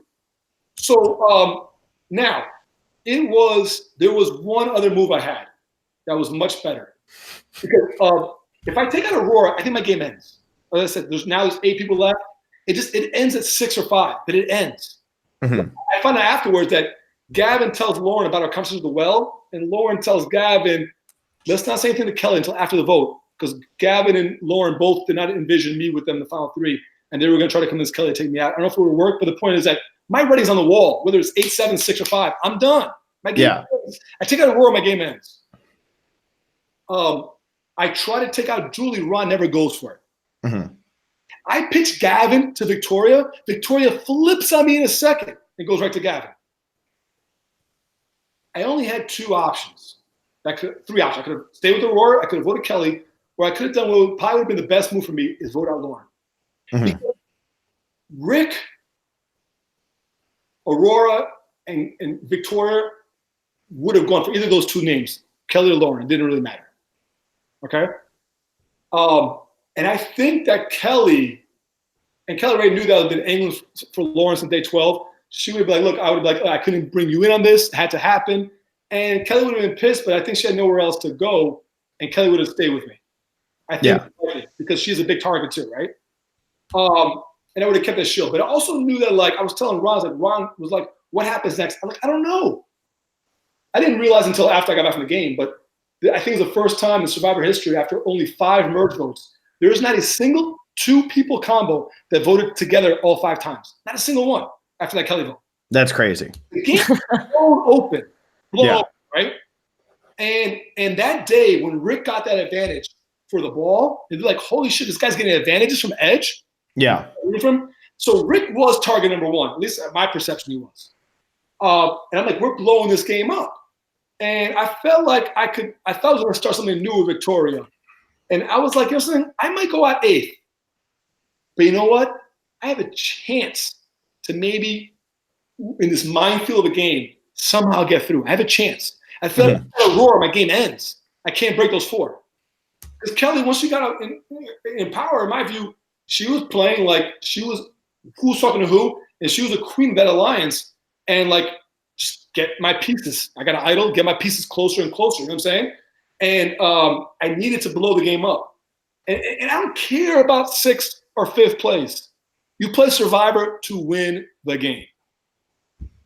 Taking out Kelly was the wrong move, but it was the right mindset. I should have just taken out Lauren. Yeah. You just went. Yeah, you that's went a for good way the. to word it. The right You mindset. went for the bigger player rather than going for maybe something safe. I was so internally. Remember, this is a game of starvation, of mental fatigue, and internally, I felt I got emotional. Mm-hmm. I claim about it. I get emotional on day 21. On day 27, I was emotional. I was like, Kelly made her end game without the War Dog after I just saved her twice. I saved her for Chris. I saved her in the Julia vote, and she literally made her end game without me. So I saw blood. Now, I'm also really worried about Kelly because she's such a good player. So we had a conversation in the office after the votes were in. Before that, actually, Julie comes up to me. Julie's coming up for like, actually, no, Kelly comes to me first. So we're sitting in the office. I'm like, Kelly knew something going on, right? I needed a fake story. She knew something was not right. She's like, what's up, War Dog? I'm like, Kelly, I'm worried. She's like, what? I was like, I'm thinking about this. I'm like, I feel like you're getting tight with some of these people, like, you know, like Julie and Gavin. I feel like when it comes down to 6, you guys are going to take me out. Like, I'm worried. Like, I feel like I'm going to end up in 6th place. Mm-hmm. And she's like, War Dog, I'm not going to take you out. This, that, and the other. So I was like, you sure? And then we did a handshake. You know, one time I really shook her hand. She snubbed me on the boat. So finally, you got it. What was this, day 25? It finally happened. You finally got your Kelly handshake on day 27. We were not going to vote each other out in the final 6. There you go. There it was. I didn't lie. You didn't lie. Hey, you didn't lie. She went back up to camp, and Julie was coming back. She has the last confessional of the day. She was coming back. So this is maybe 20, 30 minutes before we're about to go out to tribal. And I'm like, Julie, come over here. And I'm like, let's talk. And mind you, I'm not talking around. I'm not talking to anybody else, but like, if I get a different vibe, I can just go to the voting booth and vote out Aurora. I know this is a 5-4 vote. I'm hoping 5-4 vote. I'm not even 100% sure. So I'm talking to Julie, and Julie was like, I was like, that David tribal was crazy, right? Like, because David was the best tribal talk speaker. I know Rick was great at like the theatrics part of it, but like when it came to like using his words, like the pilots and passages is incredible. And just the way he like articulated himself, David was amazing, a great tribal talker. Like he brought the heat on me on day 25, night 25. And I'm like backtracking. I like stumbled and I was like, we voted together 8 straight times. I was like a snafu. Like, no, he's good. And then so we were talking about, she's like, oh, he was not right about one thing. Like, what's that, Julie? Well, I remember he was like saying how like Lesu 3 is so tight. They vote together all those times, but I know you guys are not that tight. Yeah. Oh. And then she goes, oh, and me and Ron, like we're tight because like we're the old people and like we were in that alliance, a common 6, and we were left out of the airport. But that's the only reason like everybody's putting us together. So I'm like, in my mind, like it's confirmation bias. I'm like, Julie just pretty much told me that Lauren and Kelly ain't that tight with you, and she ain't tight with Ron, and just confirms that me and Ron are on the bottom of this alliance. Like, thank you, Julie Rosenberg, for sealing Kelly Weber's fate. Her and Gavin, which is still the fate. I'm like, now I'm taking her out. And then I go up to play cards. This is what Ron made these cards with like these little with leather pieces. We're playing rummy, and I was like, Kelly, come on, let's play. And I remember saying something like so mean. I was like, well, not mean. It was nice. It was like, all right, Kelly, today's lesson's free. Tomorrow I'm charging you. Oh my there God. It is. And Ron overheard it. I think this hurt me. It's another mistake I made. Because I was playing too cocky and confident. There's no reason for me to do that, for Ron to hear it. Because then Ron realized that, like, you can't trust anything this guy. Look, this guy is like literally. Like you were playing. Talking about tomorrow's lesson, I'm charging, I'm about to vote him out. Yeah. And I think when Ron never trusted me, right? And I trusted Ron, but like I see his point of view. And then we go. That's the third one where I remember in the voting booth. Because I didn't talk to Aurora. I didn't talk to Victoria. I hadn't talked to Ron in hours. I barely talked to Rick. I go into that voting booth, and I'm like, I hope this is still the plan. Mm-hmm. I put Kelly's name, and I put Wentworth. I put it in there. And then when Jeff read the third vote for Aurora and only one for Wentworth, I'm like, it worked. Because he wouldn't have gone that order. Then when it was 4-1, I was starting to smile. And then when it was 4-2, the jury started looking like, I remember looking at Julia and Aubrey, I'm like, yep. 4-3, yep. They didn't show, I'm like, yes. And then that's when they were like, that's when the holy shit Wardog, that's when they're like, they're like, oh my God, Kelly Wren was about to go home, right? But no, I did not know she had an idol. I mean, you always suspect somebody, there's idol on David, you suspect you have an idol. So because of that, you got to be careful that you don't let any secret out, because any of the four of them could have an idol. But no, I did not specifically know that they had an idol. And we get back to camp, and now I'm really emotional on that boat, because I just voted out my closest friend in the game. Mm-hmm. Like, and don't kid yourself. Survivor is a very even when you want to play full life, it's a very emotional game. We're real people out there, and I adore Kelly. She kept me sane, especially during those days on Leicester, when me and Lauren had a falling out, and me and David didn't really talk. And I was like on that boat ride going back to camp, and it was like, damn, I just voted out Wentworth. Mm-hmm. And we get back, and we're doing this whole the bullshit of, going around talking about the vote. And Gavin goes, yeah. It's like, I wish I was in on that vote. Mm-hmm. And then I said something like, Gavin, didn't I talk to you at the well a couple hours ago? He said, no. He said, but Wardog, you didn't tell me you already had the numbers. If I had the numbers, I would have voted with you. And this is where you lose Gavin completely. Yeah. I shit on Gavin. Yeah. Right? It was a terrible move on my part. Yeah, because this really, I think this is where your fate was sealed, because now you're never going to get Gavin back to your side. You just lost Kelly, and Gavin was supposed to be in your alliance anyway, and that 5 that you had put together was a block. That was something that was never going to stick through a vote again. Never. Mm-hmm. And no, that's it. That was the beginning of the end. What really sealed my fate was Rick winning immunity. Yeah. Though there's a chance I still go if Rick doesn't win immunity, because there was a narrative going out there that my loved one was not as important. It was my mother coming out and Rick's coming out. Hey, I met your mother. She's very important, Wardog. Don't anybody tell you otherwise. She's a great lady. I want you to know too that in the time that you told that entire story, Aubrey came into the chat, said this is going to go till 11:30 in the morning, and then left the chat. So I just want you to know that. Well, about the same as her time in the game, right? She came in, got voted out. Wow. There it is. Wow. Shots fired. The poor girl's gone. I mean, I'm on night 28, 27, and I still haven't mentioned Aubrey's name because I haven't met her yet. So, wow. So yeah. So Wardog, remember when you said it was gonna be a 2-hour podcast? We're at 2 hours and 38 minutes. So don't forget that. We're getting near the end now, because now we try to do this anti-GOAT alliance, right? Mm-hmm. The anti-GOAT alliance. I'll be honest, Rick Devens is still there if you watch this later on. When me and Ron said we wanted to work with you, it was only for a vote or two. Mm-hmm. We wasn't going far with you. I don't know if I've ever told him that, but that vote, it made sense. Nobody wanted to go against Rick at the end.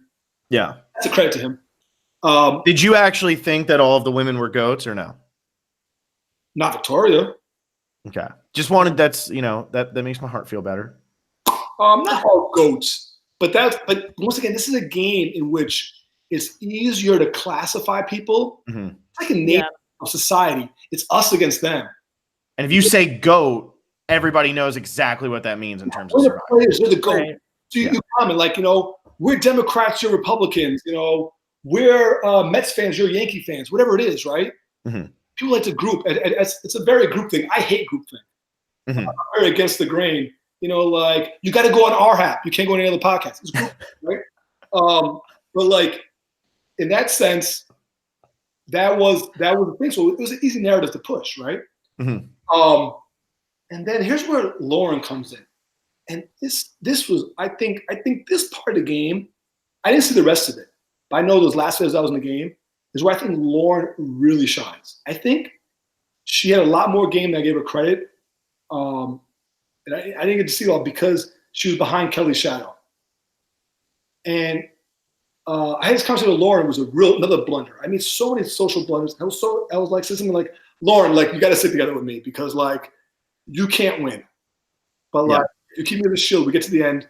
And I was like, you can't really talk about money on Survivor. So I was like, I had to hint about it. It's like, hey, you got this Georgetown thing coming up, and making a few extra places to get to the final tribal could be a nice boost for you. Where I should have been like, have you seen Samoa? Yeah. Yeah. You watched Natalie White?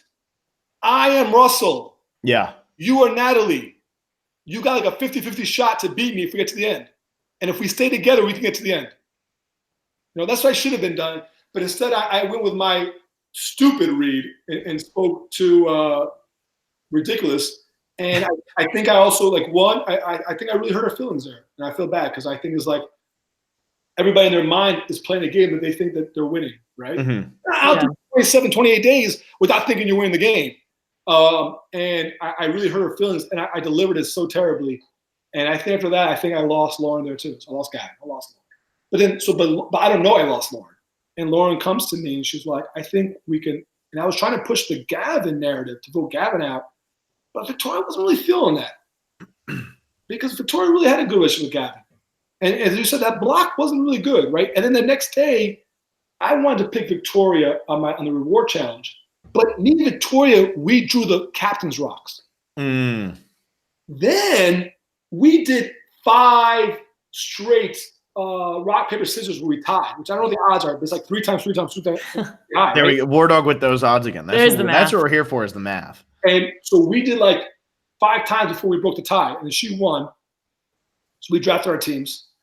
And like, because I remember telling her on night 27, I remember grabbing her by the beanie. I'm like, kiddo, I'm like, you're back in the game. Because she was like, she was sidelined for like 4 or 5 days, like hiding, right? And I was like, let's do it. Game respects game. And then all of a sudden, we're on the reward. We're on the reward, and like, I wasn't really. Julie was like trying to go after Aurora, and I shut Julie down. Another mistake. I was like, no. I was like, how can I shut her? How can I leave Aurora back me up? I'm not gonna just throw Aurora the bus 12 hours later. And then, meanwhile, the 4 of them are at camp, deciding if it's me or Rick going home, right? Lauren and Julie in the water deciding if it's me or Rick going home, and we get back to camp. That's when I told Lauren like she can't win the game. I'm just like number one of how to lose Survivor on day 28. I can't wait to talk to all of these people about how you approached them, because you're saying it like very common. Yeah, I told Lauren she can't win the game. I can't wait to talk to Lauren about like what was it like when Wardog just walked up to you and said, "You can't win the game." Yeah. Like, give us your take. Take me with you, and I might have a shot. Yeah. Yeah, I know. What a yeah. It's gonna be the first question we ask. Yeah, you better ask her. Is Lauren coming on? Is Lauren coming on? Yeah, we have to once we're at the end of this podcast. Hopefully, people listen to the end. We have our whole lineup coming here, Wardog. We're ready to reveal the next 3 people who are coming on the podcast. Okay, I know one for sure on June 4th. We'll get to that. So, so we, and then she comes to me really wisely. She's like, "Why don't we do Aurora? I know Julie doesn't like Aurora." And at this point, this is right after the challenge of day 29, and I'm like scrambling a little bit. I'm like, yeah, like whatever you say. Like I just feel everything crumbling around me, right? And this minefield has more minds than I expected. And you're frozen right now, Phil. So, I'm back. I heard the end of it. We're good. This happens a lot. So, I was like, yeah, okay. And then after Rick won the challenge, I was like, oh shit, I could be like in real trouble here.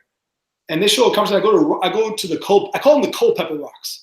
So the rocks in which Culpepper and Debbie had those big, when Debbie's like screaming at losing her mind. Yeah, I remember that. Yeah. Those are the rocks. I recognized them right away. So I went out to not the office. The office was too close. You go to the office where the mustard situation happened, right? I go out to the Culpepper rocks, so pretty little far out. And you go and be there for a certain time of day because of tide, right? It washes out. And I'm talking to Ron, and I'm like pleading to Ron, it's got to be me, you, Julie, and Lauren. Like, we need each other. And I think according to Ron, there's a few problems there. One, I should have brought Julie or Lauren in that conversation. I think Ron wasn't trusting any one-on-one conversation I had. He's seen me in business, the way I handle Kelly, and he wasn't trusting it. And 2, I think, Ron too is probably annoyed about the way I was handling conversation with people those last couple of days. Mm-hmm. And he didn't like it. And which brings me to Ron Clark Essentials book, right? So I got this book. I asked for this book a few months ago. I didn't realize, he was like, I'll send it to you. And Is that a shorts pantsuit? He's wearing a shorts pantsuit. Oh, yeah. That's incredible, right?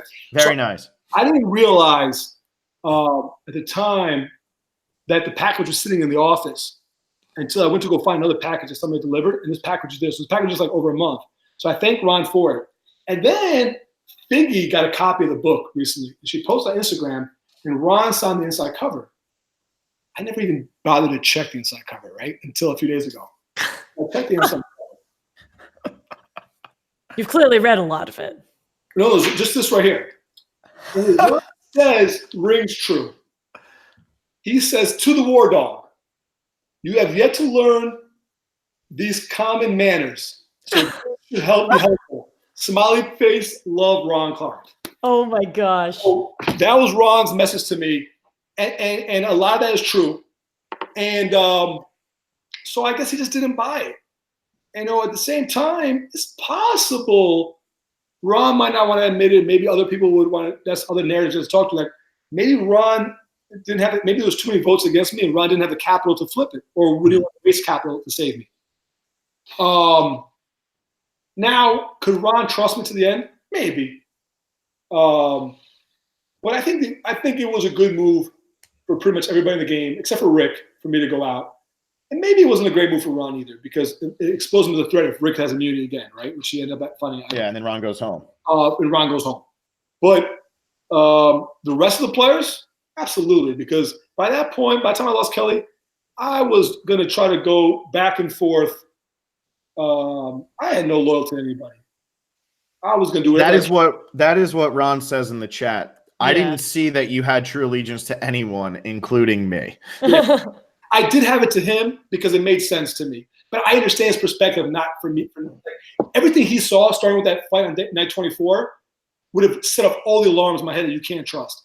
And I thought, and there's still a debate there, but I thought if I get to the end, I can articulate my game and I have a fighting chance against Ron. Ron thought he was going to sweep me, and Ron thought that I thought he was going to sweep me. So there's another reason why Ron didn't trust me. Ron thought I needed to take him out.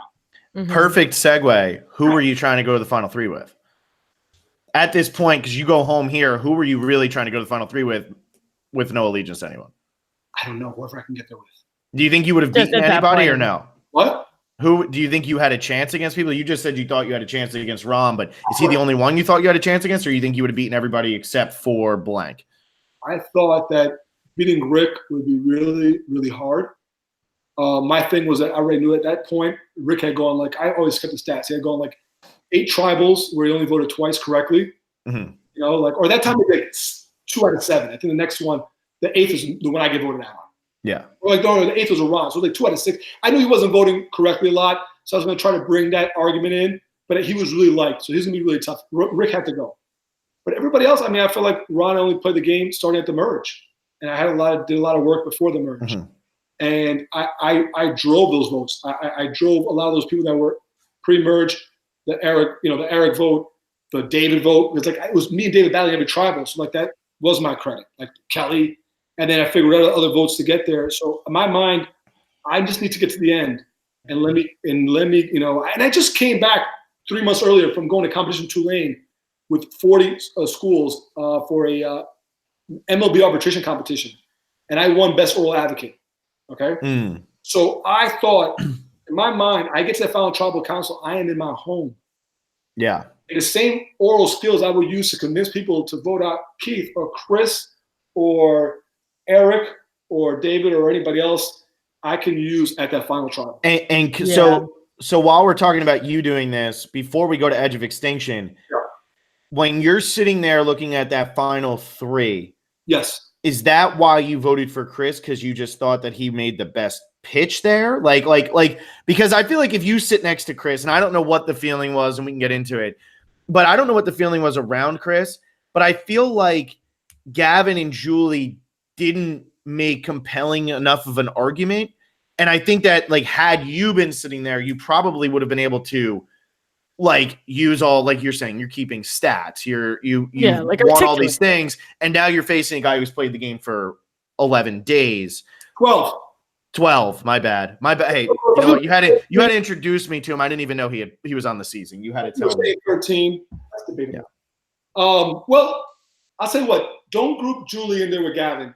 I think Julie had an outstanding. They don't show it all because by then you got to like the votes between Gavin and I thought Julie's open was really good because I'm assuming we weren't shown nearly. We weren't shown close to all of Julie's, but I thought Julie's pitch was really, really good. I think the final trial was like over 2 hours. I think it was amazing. The problem was in Ponderosa, we went into that. Everybody was like, it's Gavin or Chris, right? And there's no way to convince anybody. Julie couldn't do it. I mean, it was like, it was unless the jury was live, like a Julie vote. We're all like, are we doing Julie? We're doing Julie, like something like that. Yeah. So it was like a vote to Julie felt like you were just throwing your vote away, abstaining. So I think she was drawing dead before she got there, which is unfortunate because she was amazing. I remember giving her a big hug after the final trial was over, and like you were outstanding. You know, like you did amazing. So what was the kind of the question? Do you want to talk about Edge and then go into the final trial? Well, we got to talk about Edge for sure, but I was just wondering, like, had you already made up your mind that it was going to be that you were voting for Chris when you walked in there? No. Okay. Then we can talk about Edge. Yeah. We could talk about Edge then if you want to. Yeah, Edge will be quick. So maybe we can keep this under a half hour so that you don't hit the 7-hour mark. So Edge, I get to Edge. I think I got probably one of, if not the coldest welcome. I only saw 3 welcomes. That was a great secret scene.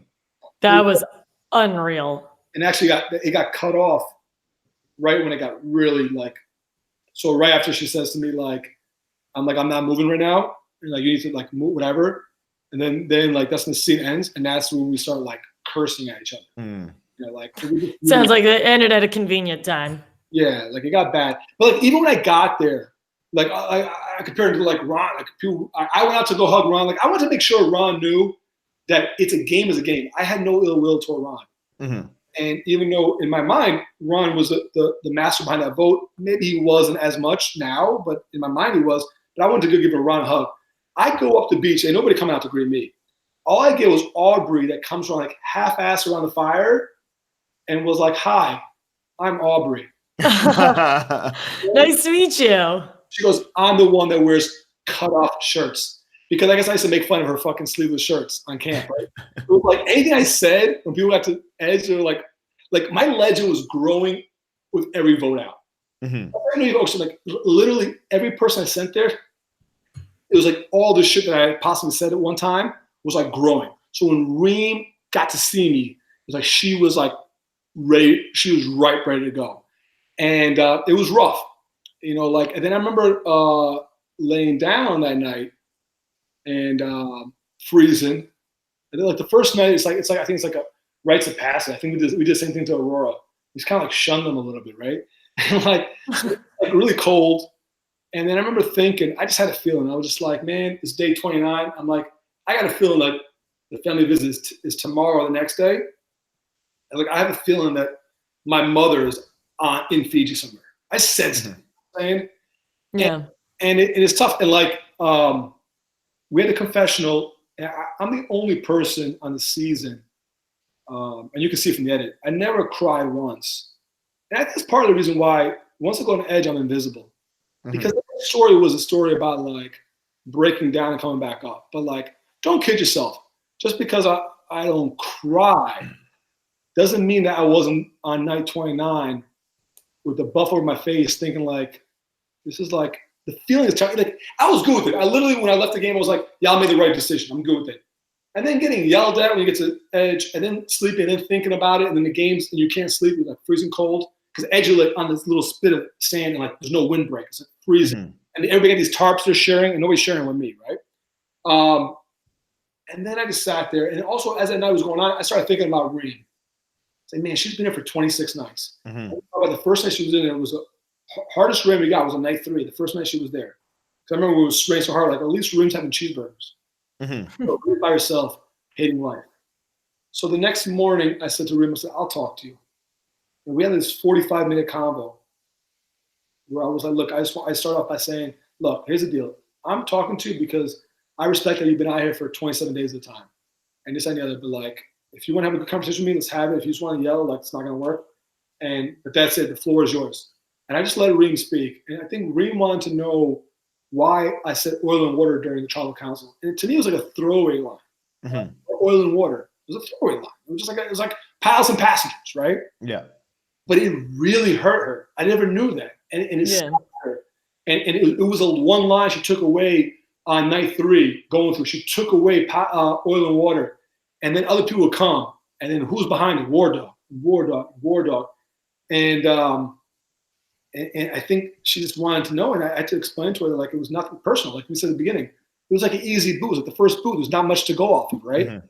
And we had this really good conversation. And then the next 5 nights on Edge, she no longer slept on that bench. She slept near the fire, and she shared her tarp with me. There you go. There it is. Look at that. You can see on the edit when Aurora comes to camp and Reem's talking to her, like looking up, I'm the one laying right next to her. Yeah. I'm right there. Like, that's where we slept the next 5 nights. Reem shared her tarp. She hadn't shared her tarp with anybody. She had the first choice. So she had a nice heavy tarp. Mm-hmm. It really covered like from your like midsection to your like your calf. It was like long way that we shared it. But it was like just putting some heat over the middle part of your body was amazing. Yeah. And that was it. And after that, me and Reem, since that talk on day 30, were great. And Eric had the ceremony on Edge. I'll briefly talk about it, where he was like really on a down point when he got there. And he collected these 10 rocks and he lined them up by size. And in the first day, he decided he's going to throw a rock, and every day he could survive. And if he could just do 10 more days, he'd be good, right? And somehow it turned into a ceremony.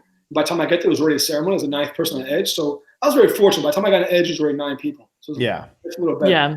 And it started off with Chris, and he says, today's a good day. And he talks about it every day. We found some crabs, this, that, and the other. And then Eric was like, just stand next to me and just follow everybody else. And he passed the rock to the next person.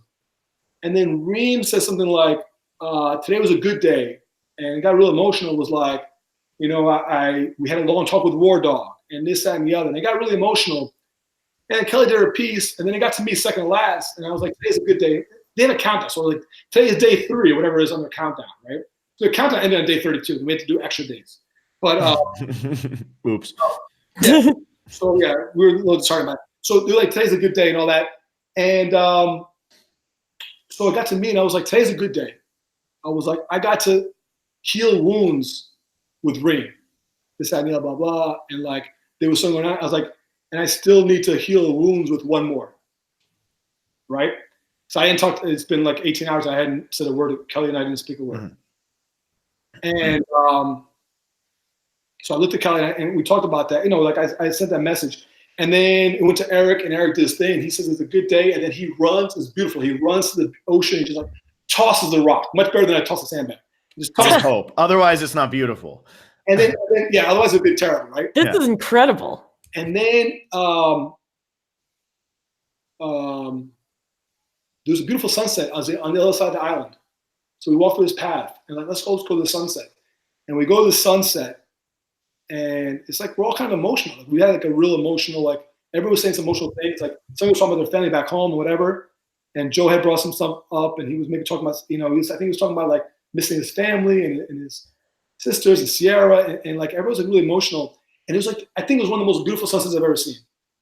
And all of a sudden at that moment, I just turned to my right, and Kelly just comes in and just gives me a big hug. Mm. And then Reem comes in and gives me hugs from the other side. So the 3 of us kind of hug. And then the next day on day 31, Kelly and I had a really long talk. But I just remember that day. It was like, so that was like, it went from highs, lows, highs. Like day 28 was maybe the funniest day in the game because me, Kelly, and Rick lost so much as players. You're right. I know David and Kelly lost, but David and Kelly played before. They've won before. Me, Kelly, and Rick were in winning team challenges. Yeah. We won that mud reward.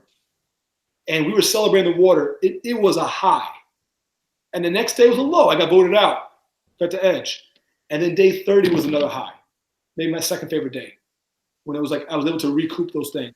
And then the rest of Edge was like very, it was very like, during the day, I was part of the 20 Questions crew with Dave and Aubrey, sometimes Kelly, Ron and Chris, and Ron, Chris, Julia, and Reem would play spades. Mm-hmm. Joe would do yoga, and everybody kind of do the thing. Boring as hell. Seems like you guys are on vacation. What are you talking about? Oh, yeah. This seems chill. Yeah, real vacation. And we talked, and we constantly talked. And that's when Julia and I, because there was a narrative going on that Victoria was like this uber goat, right? And that's when Julia and I were like becoming like this Victoria stance, talking about that she has never voted incorrectly, this, that, and the other, like, because we knew that Victoria needed to get to the end, and in our eyes, she needed to win. And then also the narrative, we got fought back by Aubrey at first, but I think Aubrey was still upset about the Victoria vote. Yeah. And actually, Aubrey told me after the game, she was like, yeah, I was just fighting you because I was on an edge, but I agree with you. Victoria played an amazing game.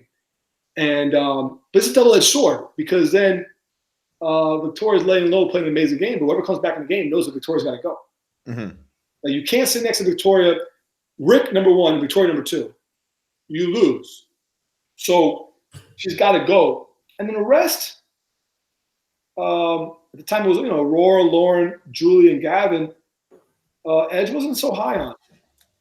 Just what it is. They weren't so high on the rest of them. Maybe the tribal council would have been different. Maybe if Lauren or Aurora got final tribal, they would have done something different. Maybe Victoria would have been terrible final tribal. I don't know. Mm-hmm. But that was a perception there.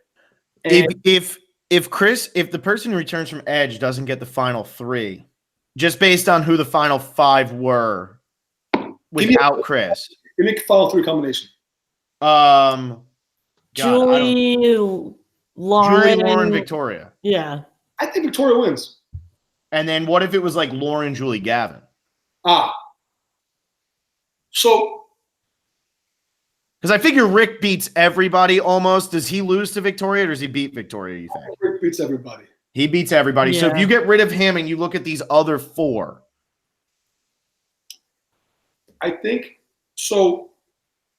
Victoria, in my mind, Victoria beats the rest.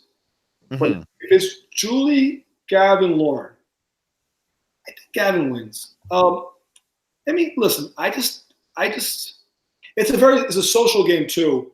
And I don't know, as much as Victoria was upset at Gavin or whatever, I just don't know. Victoria and Julia, I don't see them voting for Lauren. I don't think they really got along that well.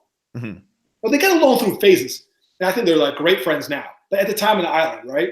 And now Lolly's one of my favorite people. But like at the time, I just don't think, that was my perception.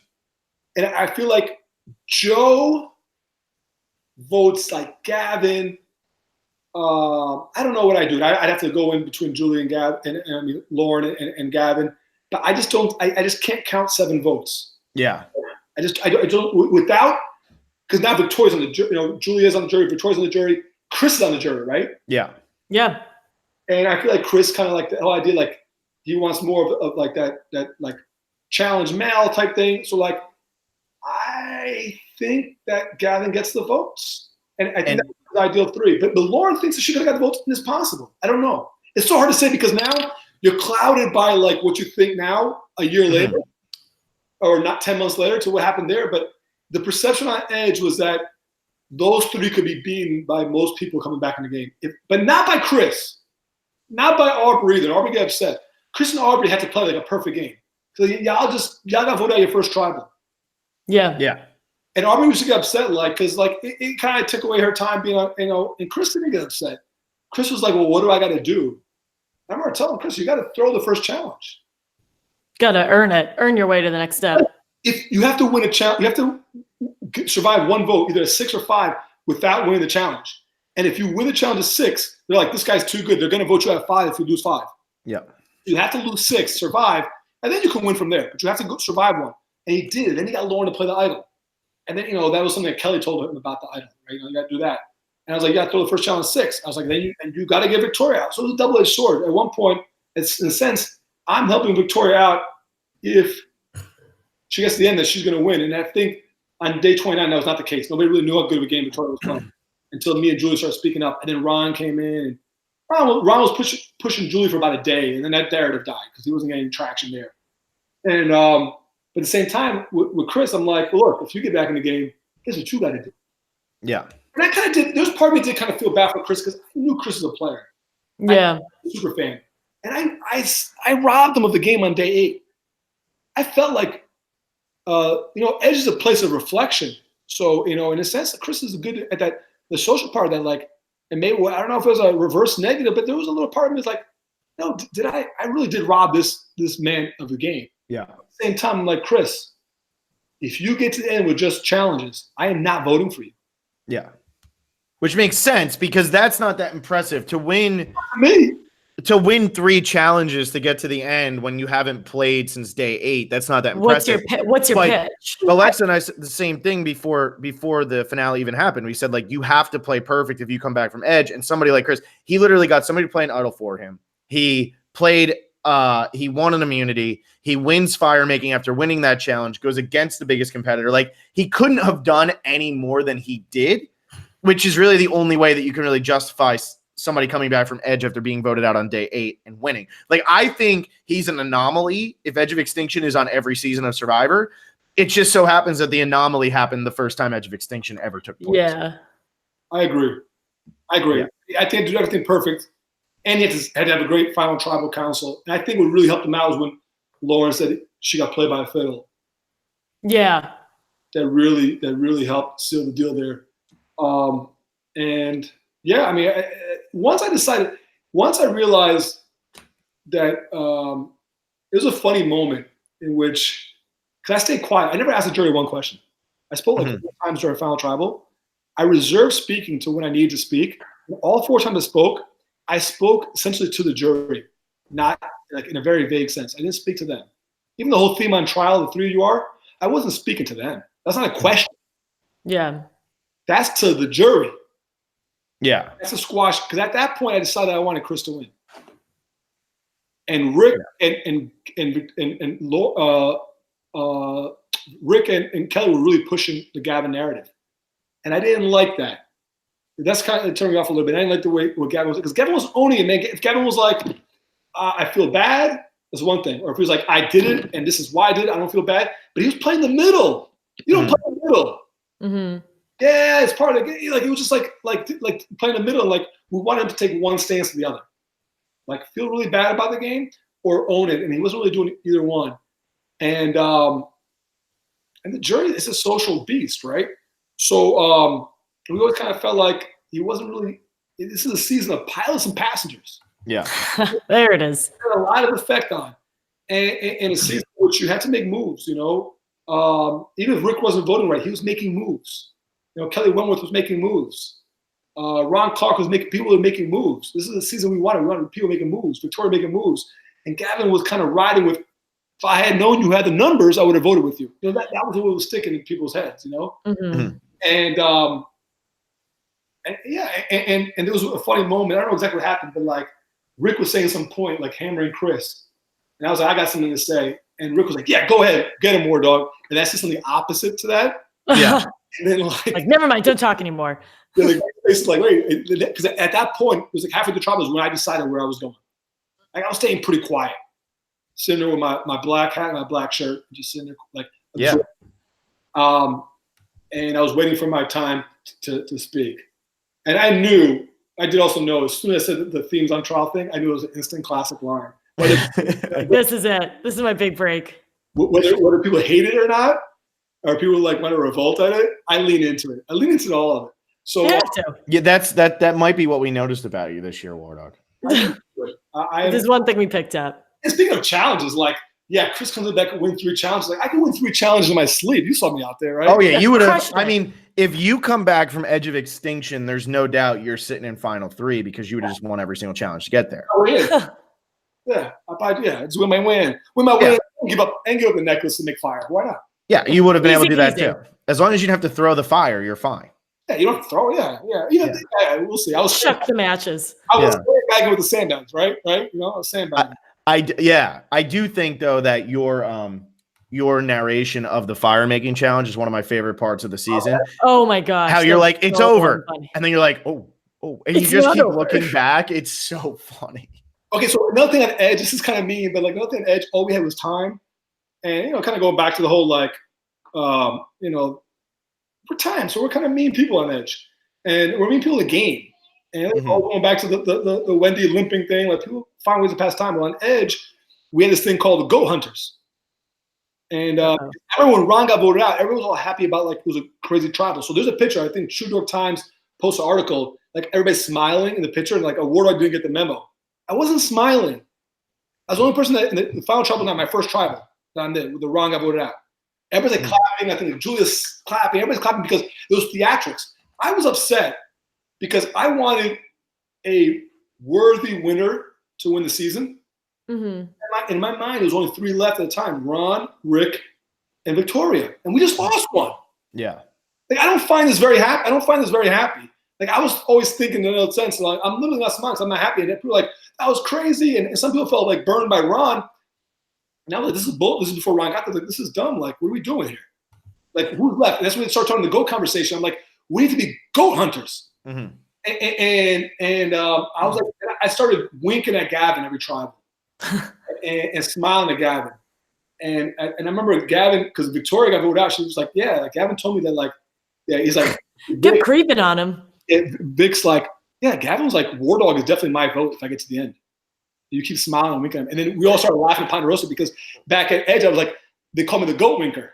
Yeah, the goat winker. Wow. So like at that time, I was like cheering to Gavin and Julie. This is, it is what it is, and I was just like, yeah, you're going to win. Like, Rick's out. You guys are going to win the game. But in reality, I didn't know for sure if it would be Rick or Chris. But I was just like, I'm having fun, man. We're on Edge. Like, or now Ponderosa, like, this is like a game. And, like, in a sense, it's kind of like, y'all still playing it. So you can take a little shift from the jury. Yeah. And let me ask you, though, if Chris doesn't give up give up immunity to make fire, and Gavin ends up making fire against Rick and beating Rick, do you think you vote Gavin? Gavin was the guy. Gavin was the game. So that really was That's it. what I figured. That's what I figured. That's a big move. Yeah. It's huge. After Dominic talked about his confessional about exactly when the move and losing, that was ballsy. That was a big move. And then I know the argument is, well, he has nothing to lose because if he doesn't make the move, he loses the game. Well, then that's like putting the cart before the horse. And you're right. If he doesn't make the move, he loses the game. So that answers your question. So whether it's a big move or not, it has to be done. The move has to be done. And we kind of knew it was happening, and we're all whispering about it because like it was going on. And like that was one of the few times Jeff got upset because he was like, look at us, like, can you guys shut the fuck up at the jury? Yeah. He didn't curse. Everybody just chill. But Wardog did. But like, he didn't curse. But like, you kind of look at this like, like, what do you got? Don't ruin it for people left. You know what I'm saying? Like, yeah. What was happening? He's like, oh shit, he's giving up the necklace. Yeah. Because he was like talking these vague terms. And they're like whispering. He was, yeah. Like, this motherfucker's giving up the necklace. Good for you, Chris Underwood. So it was a big move. He had to do it. Rick was going to win the game hands down. Yeah. That's what I thought too. That's what I thought. Right. And I think if you don't do it, he hasn't done enough to get your votes. So yeah, it's like you're on the season with the most controversial winner of all time. Pretty cool. But it's crazy. Like it's a cool thing. And I think that everybody on your cast can point to why they voted for Chris, who voted for Chris, which I think is really compelling for how controversial it is in the community. I mean, there's different reasons around the cast. Yeah. But I'm just saying, like, I think everybody actually can point to it. And like, like a lot of people feel like really, like your cast seems to feel really good about the whole thing. It's like the community that's like, how could this happen? I feel amazing. A breakup. I feel amazing about the vote. Yeah. But at the end of the day, it's you guys are the ones who have voted. It doesn't really matter what. Yeah. I mean, ultimately, what it really happened was like every other vote, like most votes during the game, Rick was on the wrong side again. Yeah. So that's happened. At the final tribal, Rick still votes on the wrong side. Tell Rick I said hello. Yeah. We will. We just got. I'm pretty sure. I think we're goats. We just got goat winked. Even Rick is super tired right now. Even well, Wardog. I'm not trying to rush you out. You can keep going for another half hour. Nothing more, unless y'all got something. I'm trying to think now. Yeah, what did we miss? We just literally got the history of Survivor in 3 hours. I think I'm good. First off, thank you guys. I know I was in your chats, like almost all your podcasts. Yeah. Oh, we loved it. Wednesdays, because I'm watching the show. Like, I don't know what's going on in the show yet, but for your prediction ones, you know, you had guests. I know you had Bradley and Brendan and Bryce and Kellen and Jessica and Alec and Kara together and Davey and Carl. Yeah, I have to ask you a question though before we let you go. This is actually, I won't tell you who this is from, but this is an important John question. Kara, which I didn't like. Get over yourself. The nickname thing is old. Like whatever. Peace, Which was Cat. this? Peace, Cat. But there's a question from a fan, and maybe you can answer it. Who is your favorite player from season 37? My favorite player is The Godfather. Okay, good. I just want that question actually came from The Godfather. All day. This is from Strictly a Fan. Yeah. My man. All right. Well, if Carl's been tuning in, I assume he's still on. Carl, you got it right. So, anything else? Any other last questions? Because the Wardog is about to sign off for the next 2 months. Oh my gosh. There's so much pressure on us because it's like, wow, if we miss something. Let's see what I posted on our Instagram story. Like if anybody has any questions. I bet Twitter. Let me see. Let me go to my Twitter mentions. I'm about to. Well, before anything, you have. I mean, I was going to say this when I close this out, but Wardog, this is not exaggeration. We probably gained about 200 followers in the past week because of you. Well, I'm happy. Like, that is unreal. I think you guys are great. Anyway, it's too many fucking mentions. Well, I will say, I hope that season 39 has a Wardog because you made it very easy for us, which is very nice. You know, that doesn't happen every season. Carl was definitely in our corner for 37. I had met Bradley before 36 aired, so that helped. But Bradley goes out freaking pre-merge, so what good does that do me? But like, I hope that there's a Wardog coming up on season 39 because I know for season 40 we won't talk about it. But if the rumors are true, I got a buddy. But season 39, like we need a Wardog. Who's going to be our Wardog? We'll have to wait till September when those cast release goes out, and then you can talk to people. But I like to even those rumors. I like to let people have their independence because I don't want anybody to get in trouble. So I haven't met anybody on 39, and I don't plan on meeting. So if you're listening from 39, don't reach out to me until the cast release. That's fair. That's true. Yeah, that's how I feel too. I'm just saying also when you do finally start following our podcast, be a Wardog. Yeah. Be the Wardog. But like everything else, if you do, once the cast release, you reach out to me. I'm definitely very friendly. So you can definitely feel to reach out to me, but just wait. I don't want nobody to get in trouble on 39. There you go. Certainly not. For anybody else that's thinking about being on Survivor, I applied 4 times, so you never know. It's an amazing experience. I love it. And so please tell us who you got lined up. Who else is coming on the show? Okay, Alexa, you probably have to say because my heart's gonna stop. All right. We got 3 lovely ladies coming up next. Let me, are we putting the glasses on for this one? Let me grab my glasses. I dropped. It's almost like he knows who the first person is. let Wait, let Wardog guess. Oh yeah, you guess. I'm gonna guess the first lovely lady is the Khaleesi of Survivor. That is bombshell.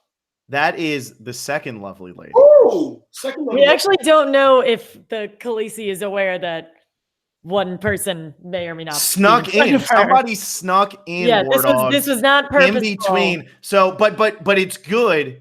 It's not Lauren. Oh, before we get to, I forgot about one person I want to talk about. The second person had me fooled. Oh yeah, take sunglasses. Taking them off. Okay. No, keep them on. Oh, keeping them back on. So during pregame, I thought Eric Halfman, we used to joke about his last name, Halfman. I thought he was the biggest stiff. Right? He walked around like this guy's like a cop or something like this is just fucking some jackass. Like Eric is literally the nicest and funniest guy. Like Eric, we always said, is the hero we all deserved. And Eric, in my opinion, and I think if there was a poll across the entire cast, and they had to pick one person, not themselves. Some people probably pick themselves, these damn narcissistic people. Not you, right? Not in this category. Yeah. Who is the nicest, most beautiful human on this cast? I wouldn't pick myself ever. I think that it'd be a landslide that Eric Heffernan would win. A landslide. He has got a heart of gold. He's got, two amazing, beautiful children. Speaking of beautiful children, I mean, this Jack Devins is something. Okay, he is one hell of a child. You almost went through a whole podcast on mentioning that, and that would have been a bummer. Yeah, this Jack Devins is a hell of a man. But like he is just an amazing human. He is so funny. I'm glad he got like all that pub from the Ponderosa. If you haven't seen the Ponderosa videos, watch it just to enjoy Eric. He is literally that funny. We were roommates there in Ponderosa. It was me, Eric, and David, and we had one simple rule. In our room, we didn't talk the game. Mm-hmm. And we used to play chess and drink together. Every night we would go have a shot of whiskey together, me and Eric. And Eric is just an amazing person, and I just wanted to let everybody know because he's somebody that was very under-edited, and people don't really know about it. They think he's bland or this and the other. They got him wrong. He is incredibly funny, incredibly charismatic. And just his story just didn't ride everything else. As I'm rewatching it, what I realized with Eric is it's not that he's under-edited, because I actually think he gets a lot of content for his placement. It's that he goes out when he does. It seemed like he was going to go really, really far, and his story was building to something, and he just gets cut right at the knees, right when he's starting to heat up. Because he got a ton of content when Kama was winning, so we assumed he was going to go farther. Yeah, he got a lot of content during the Aubrey Boot, right? So a lot during the episode where Wendy goes. Same with Joe too. Joe didn't get a lot of content because he went early. Mm-hmm. We were the first exactly. But Eric is just an amazing human. Everybody's family is great. I met everybody's family. I think at the Sycamore Tavern, the pregame, I think 17 of our cast members showed up to that. Yep. That was great. Only one didn't. And I got to watch Eric meet Yao-Man there, and that was awkward, right? Because I met Yao-Man, he didn't watch Survivor anymore. No, that was great. It was great when Eric met him because Eric went like fangirl all over Yao-Man. It was amazing. It was great. Me and Rick met him separately, but we talked about afterwards, like, hey, Yao-Man, what's up? And he looked at us like, who were we? And we're like, you're not watching the season, are you? No. But he's at the event, so there's a. Really nice to meet him. A lot of people went to the event. I met a lot of families. If you haven't followed Becca Devins on Twitter, you need to. Oh God, she's a great follow. Becca, Devins. Great follow. On Instagram, I got to give a shout out to my girl Kate Warner Creations, Chris's wife. She is hilarious, and I like. We spent a lot of time in Vegas. The three of us drove to Vegas together, and it was like we didn't realize EDC weekend, so we were in the car for 6.5 hours. And she's great. I mean, she's great. I am off Twitter because I spend like 97% of my social media time on Twitter. I'm off Twitter till August 1st. I'm off Reddit till August 1st because the bar is July 30th, 31st. I'll still be on Instagram because I don't spend much time on Instagram. But look out for Instagram because myself and the fellow Alpha Bro, Chris Underwood, have something fun planned for Instagram next month. So just look out for that. It won't be very time consuming, but it should be fun. And that's it, man. So tell me about this. So what's coming? Who's coming on? Did you figure out who's coming on? Who's coming on before Kelly Wentworth? Before Kelly Wentworth, so we can confirm Kelly Wentworth will be here June 4th. Okay. 6 p.m. Pacific, 9 p.m. Eastern. That one probably won't be as long as this one, although I know Kelly's great. I cannot wait to talk to Kelly.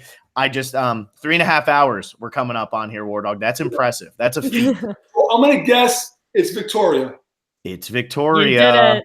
Sunday. So if Phil was excited for this one, just wait until Sunday. And it's early in Phil time. It's gonna be 9 a.m. Pacific, noon Eastern. Ooh, this Sunday, June 2nd. This is nice. Then what else? Yeah. Then what's coming next?